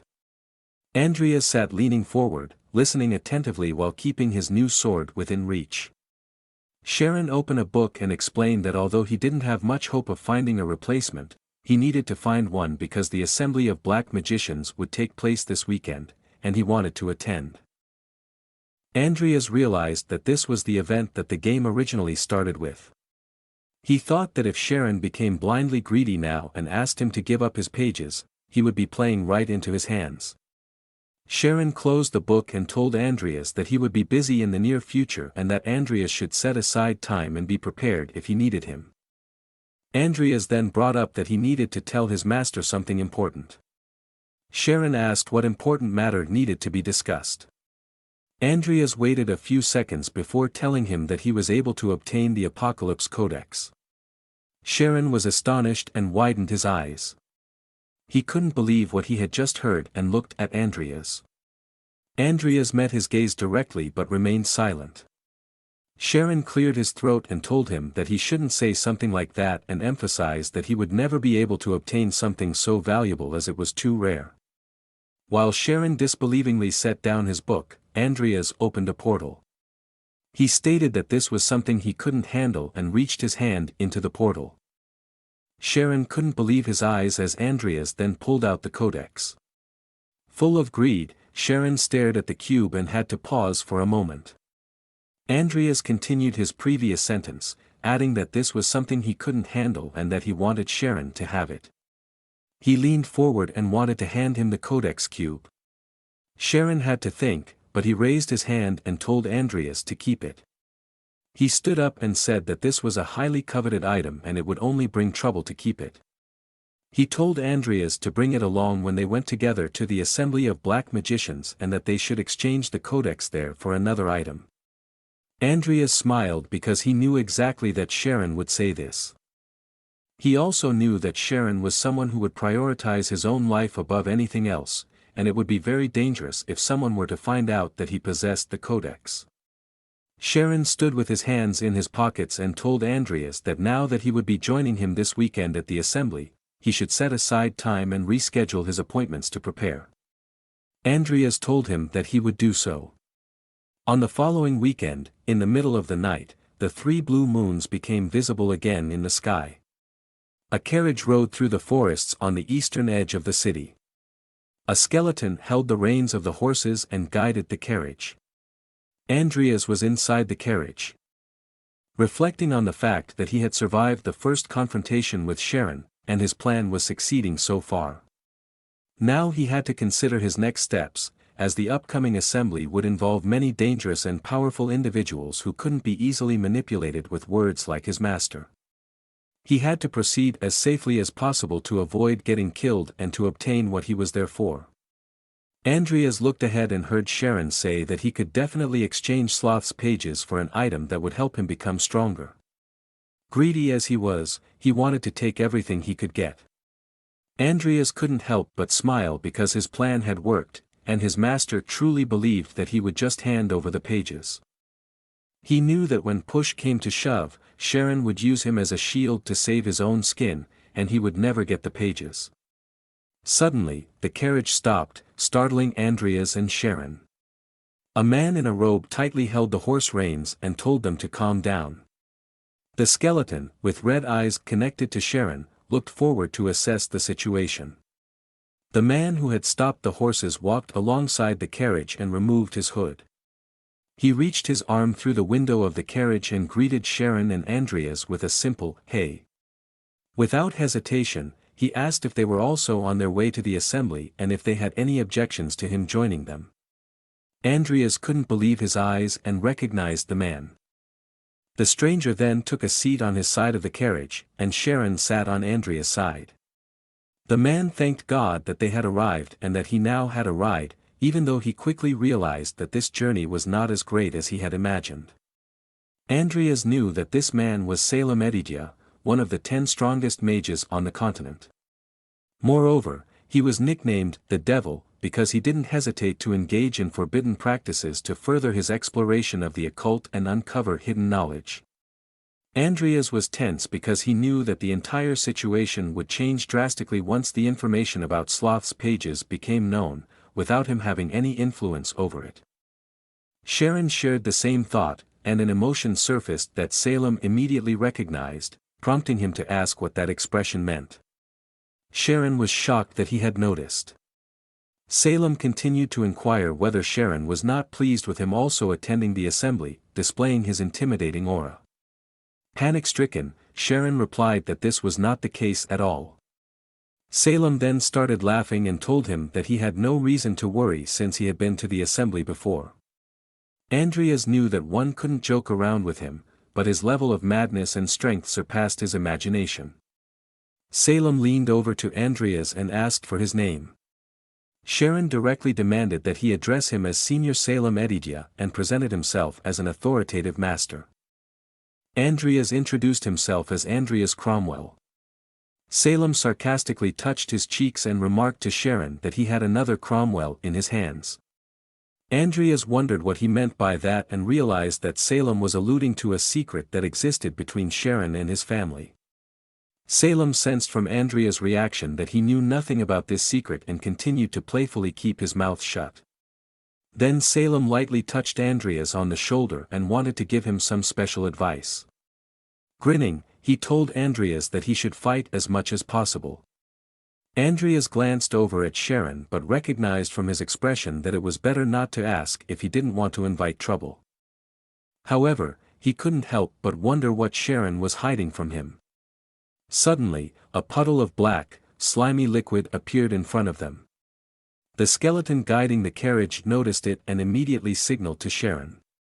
Sharon once again connected with his skeleton and could observe the situation ahead through its eyes. He then brought the horses to a halt. From the puddle, a head emerged, which Sharon recognized as Dragon. And he asked what he wanted and told him to appear in his full form if he wanted to talk about something. The head continued to rise from the puddle and grew larger until a humanoid figure in a suit stood before them. Dragon apologized for his appearance and mentioned that it had been a while since he last met Sharon. Dragon looked somewhat confused ahead, and he suddenly felt uneasy as sweat poured down his face when he realized that Salem was sitting in the carriage alongside Sharon, whom he had disturbed on their journey. Discomfort, he reached for the back of his head and apologized for interrupting their journey, saying he had no idea that Salem was also in the carriage. Salem simply smiled and told him to please keep his mouth shut as his breath would stink and pollute the air around him. The group consisting of Salem, Dragon, and Sharon moved away from the carriage, with Andrias keeping some distance as he continued to follow them. Andrias also recognized Dragon and even knew his full name. Deep Sea Dragon.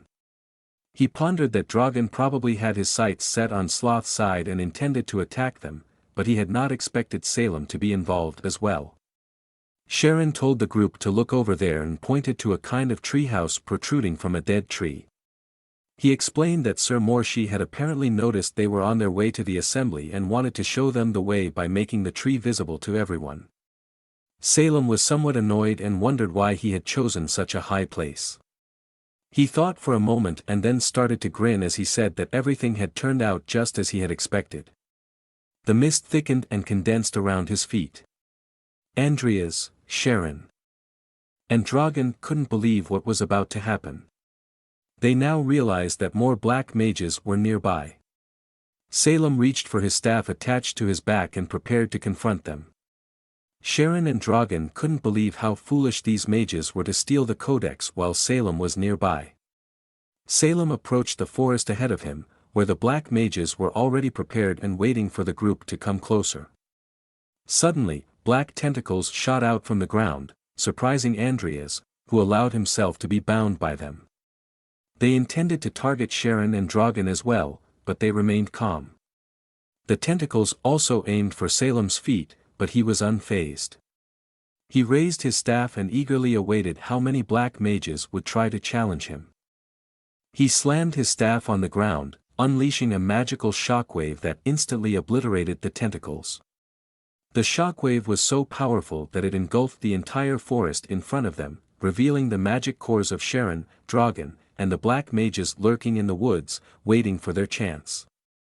The tentacles that had already restrained Andrias had to release him due to the tremendous shockwave. Salem raised his staff once again and realized that there were only 7 mages who wanted to fight him. A deranged expression appeared on his face, and he relished the opportunity to finish off the black mages since he now knew their exact positions and was no longer interested in playing hide-and-seek. Swiftly, he moved into the forest, unleashing another shockwave that forced Dragon and Andrias to fight once more. The mages realized they were in a disadvantageous position and called out to each other, stating that they had been discovered and wanted to flee. However, when they saw Salem, they realized it was already too late. Salem thoroughly enjoyed the little battle and grinned once again as he suddenly stood above them, unleashing his magic, which resulted in a tremendous explosion. A night elf-like figure sat at a table, sipping tea. Sitting there as well was a large, orangish orc-like colossus with a woman leaning against him, and a figure resembling Vagar from League of Legends, wearing a cloak and a hat. They all sat around a round table placed on a small platform situated on the treetop that Sharon had pointed to. A door led to the table. The door opened, and Salem greeted the Morshi, who had already gathered around the table. Sharon also bowed and greeted Morshi and Jester, to which Jester stood up and wondered why he was included in the assembly. Salem said there was no reason to greet him so coldly because thanks to him, the sloth's side remained safe. He ordered Andrias, who was holding a sack, to open it. Andrias did so, and the heads of the mages who had previously attempted to ambush them but were defeated by Salem in a matter of seconds fell out. Everyone gazed at the severed heads of the corpses, even the young woman who was leaning against the orangish orc, woke up and looked at them in a half-sleep state.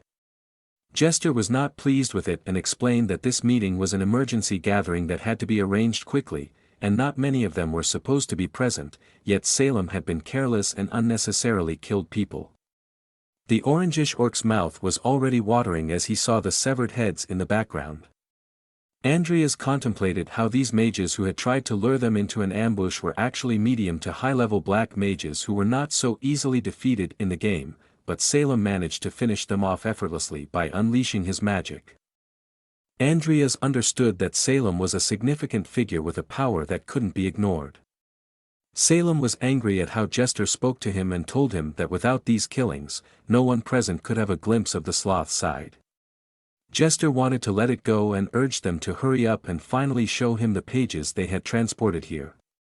Andrias looked over at Sharon, who nodded and signaled that he could now bring them forth. Andrias extended his hand forward, about to summon the portal to retrieve the pages. Meanwhile, Salem pondered how interesting Andrias actually was. He remembered that Andrias hadn't even flinched at the massacre he had caused, and even when he instructed him to sever the heads, he did so without hesitation. Moreover, he recalled that Andrias not only had one magic core but, like himself, possessed a dual core. Andrias opened the portal in front of him as Salem sneaked up behind him and couldn't resist teasing him by blowing air on the back of his neck. Startled, Andrias turned around and asked him what he was doing. Salem replied that he had taken a liking to him. Andrias didn't quite know how to interpret that and wondered if Salem was gay in the game and if this was some kind of flirtatious attempt. Morshi also angrily asked what he was doing there, and Jester wanted him to stop his antics and was becoming impatient. Salem compelled Andrias and told him that he would definitely help him one day. And he should see it as a kind of favor since he had a connection to the Cromwell family. This surprised Andrias in more than one way. He knew that Salem was someone who would never break his word and would stand by it no matter what. He recalled many instances in the game where Salem had always kept his word, no matter the circumstances. Andrias continued to ponder whether it was now time to slightly alter his plans since he now had Salem's assistance when it mattered. Nickel emerged from the portal Andrias had just created, holding the pages of Sloth in his hand, enveloped in a golden violet magic. Morshi was astonished at the sight of the codex, and Jester confirmed that they were indeed the true pages of Sloth, leaving no doubt. Sharon was surprised since when Andrias had the ability to summon a skeleton, but due to the current situation, he couldn't make a scene. Salem asked if he had entrusted something as important as the codex to a skeleton, to which Andrias replied that he had indeed done so. Salem observed the skeleton and realized that it must be a very resilient skeleton. Andrias looked over at Nickel, took a deep breath, and tried to calm himself. He knew that as soon as he made a wrong move, he would be done for and have no chance of facing the monsters before him. He had a plan, and his eyes showed his determination. Andrias knew that he couldn't hesitate in such a moment.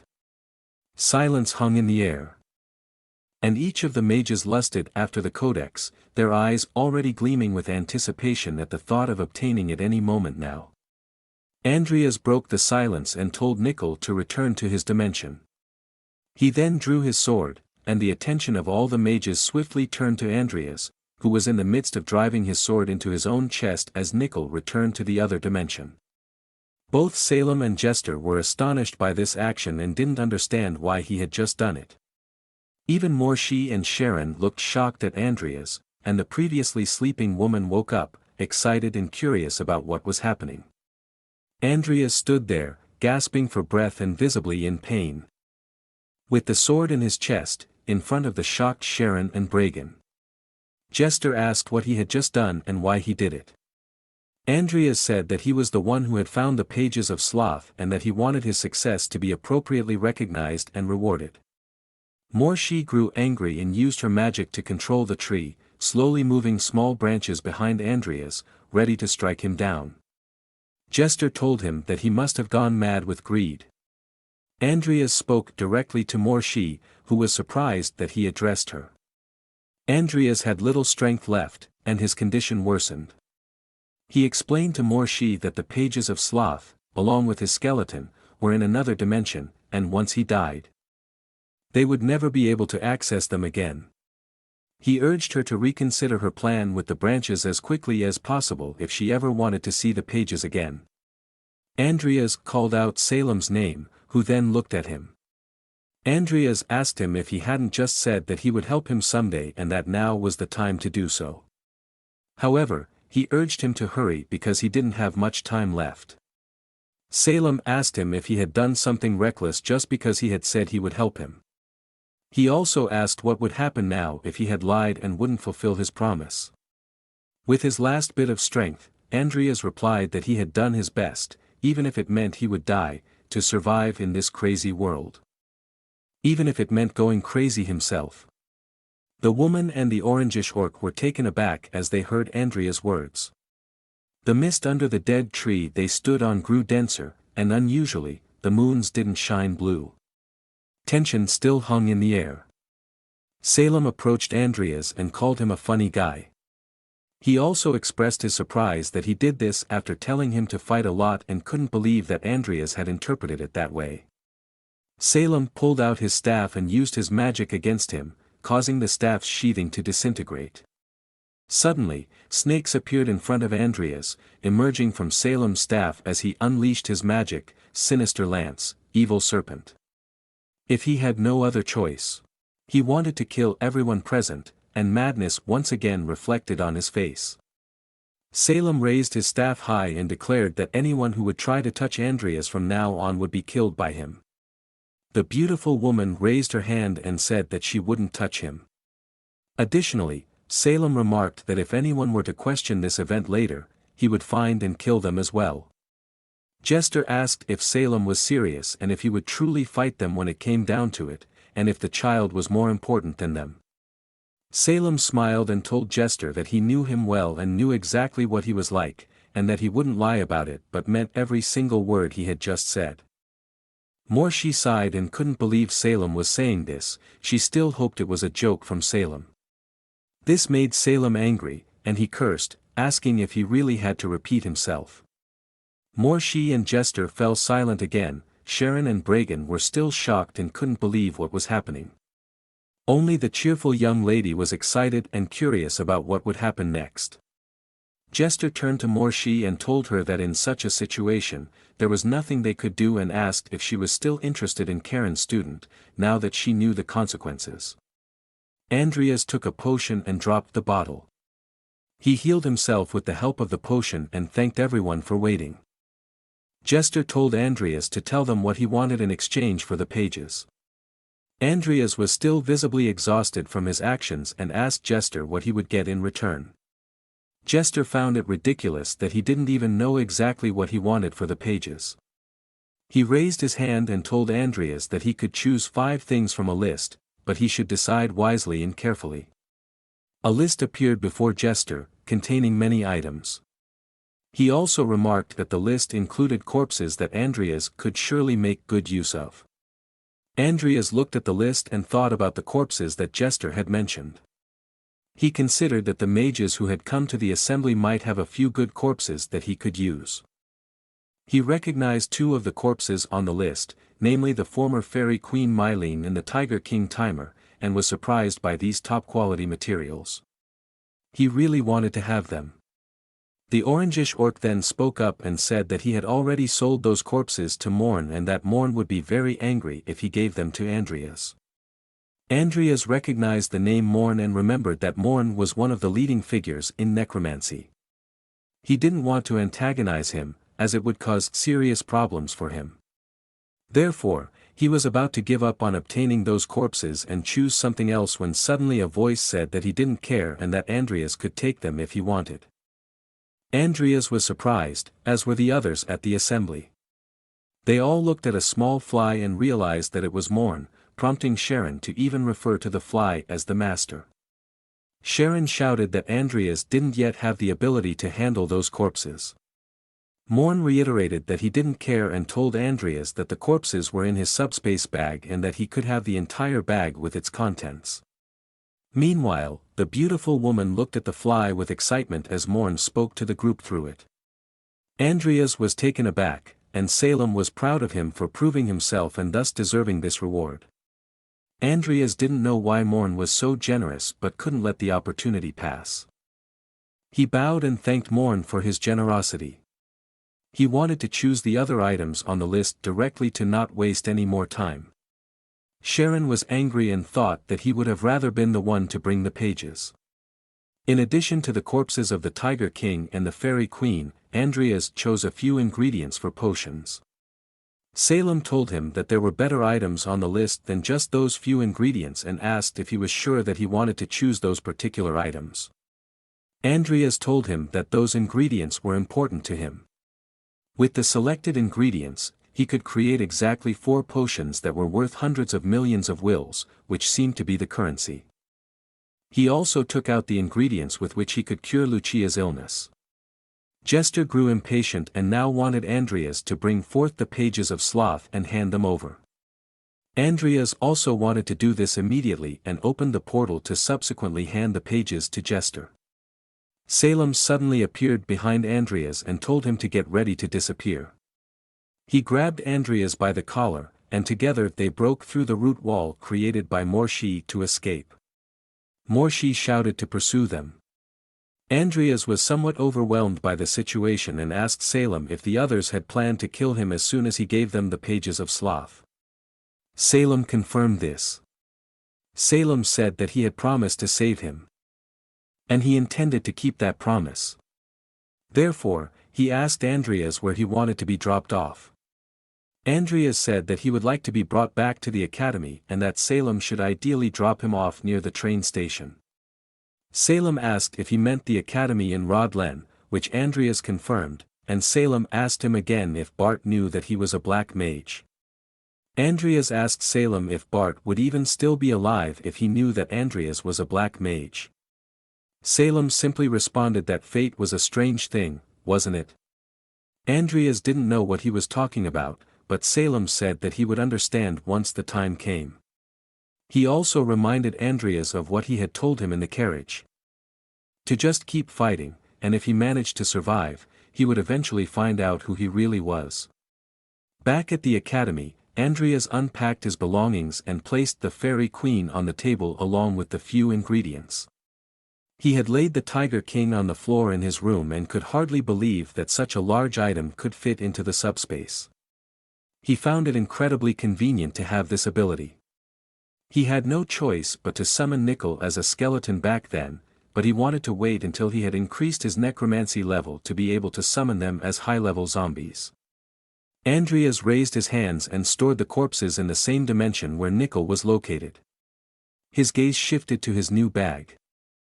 Given to him by Morn, and he realized that there was also a book in that bag.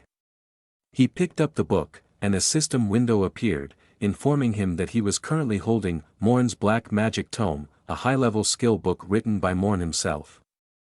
Andrias couldn't believe that it was another gift from Morn.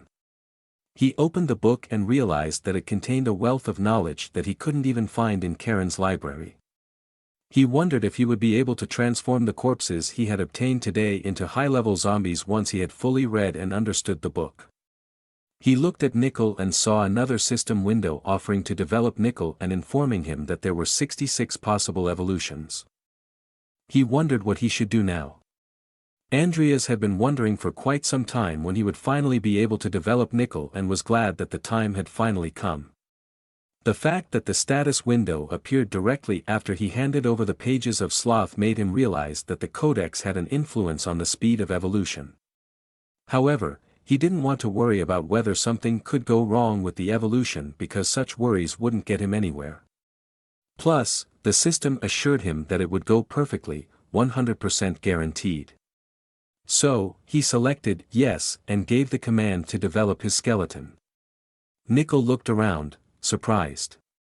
Andrias realized that he probably didn't experience as much pain as Angela did since he was already dead and couldn't feel pain.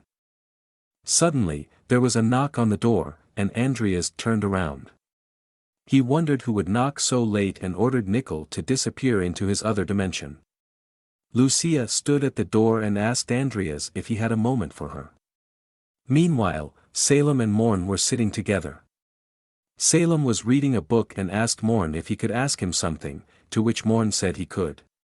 Morn drank tea and listened to Salem's question, asking if the reason why Morn had given him the information about the Sloth pages was because Morn had brought someone to protect Andrias. Salem asked if he was correct in that assumption. Morn remained silent. Salem laughed and took the silence as a yes. He also knew that Morn had once watched over Cain, Andrias' father. Salem also knew that Cain had been forced upon Morn by the kingdom, and it had been very difficult for Morn to teach him as he had no talent. Morn interrupted Salem at this point and posed a counter-question, asking him if he knew the origin of necromancy. Salem was surprised why he suddenly asked this question. Morn recalled a green-haired woman whom he had loved in his younger years and explained to Salem that necromancy was the pursuit of immortality. He remembered how he and the woman sat hand in hand on a cliff, watching the sunset. Morn tried to explain to Salem in more detail that necromancy was the pursuit of immortality for the lovers. He placed his beloved in the middle of a magical circle made of blood, touched her hand, and held her one last time, crying. Salem listened intently as Morn explained to him that necromancy arises from the obsession to keep the loved ones forever with oneself. Salem asked if this came from an old fairy tale. Morn replied with a simple, perhaps. Salem spoke a little more with Morn and realized that Morn had another connection to the Cromwell family, apart from Cain. However, he also knew that no matter how much he would ask, Morn wouldn't talk about it, so he decided to leave it at that. Morn asked Salem about his opinion of Andrias. Salem then exclaimed that he already knew everything since he had used his zombie fly to spy on him. Be that as it may, Salem stated that Andrias was one of the craziest people in this world, even crazier than himself, and he was curious to see how he would further develop.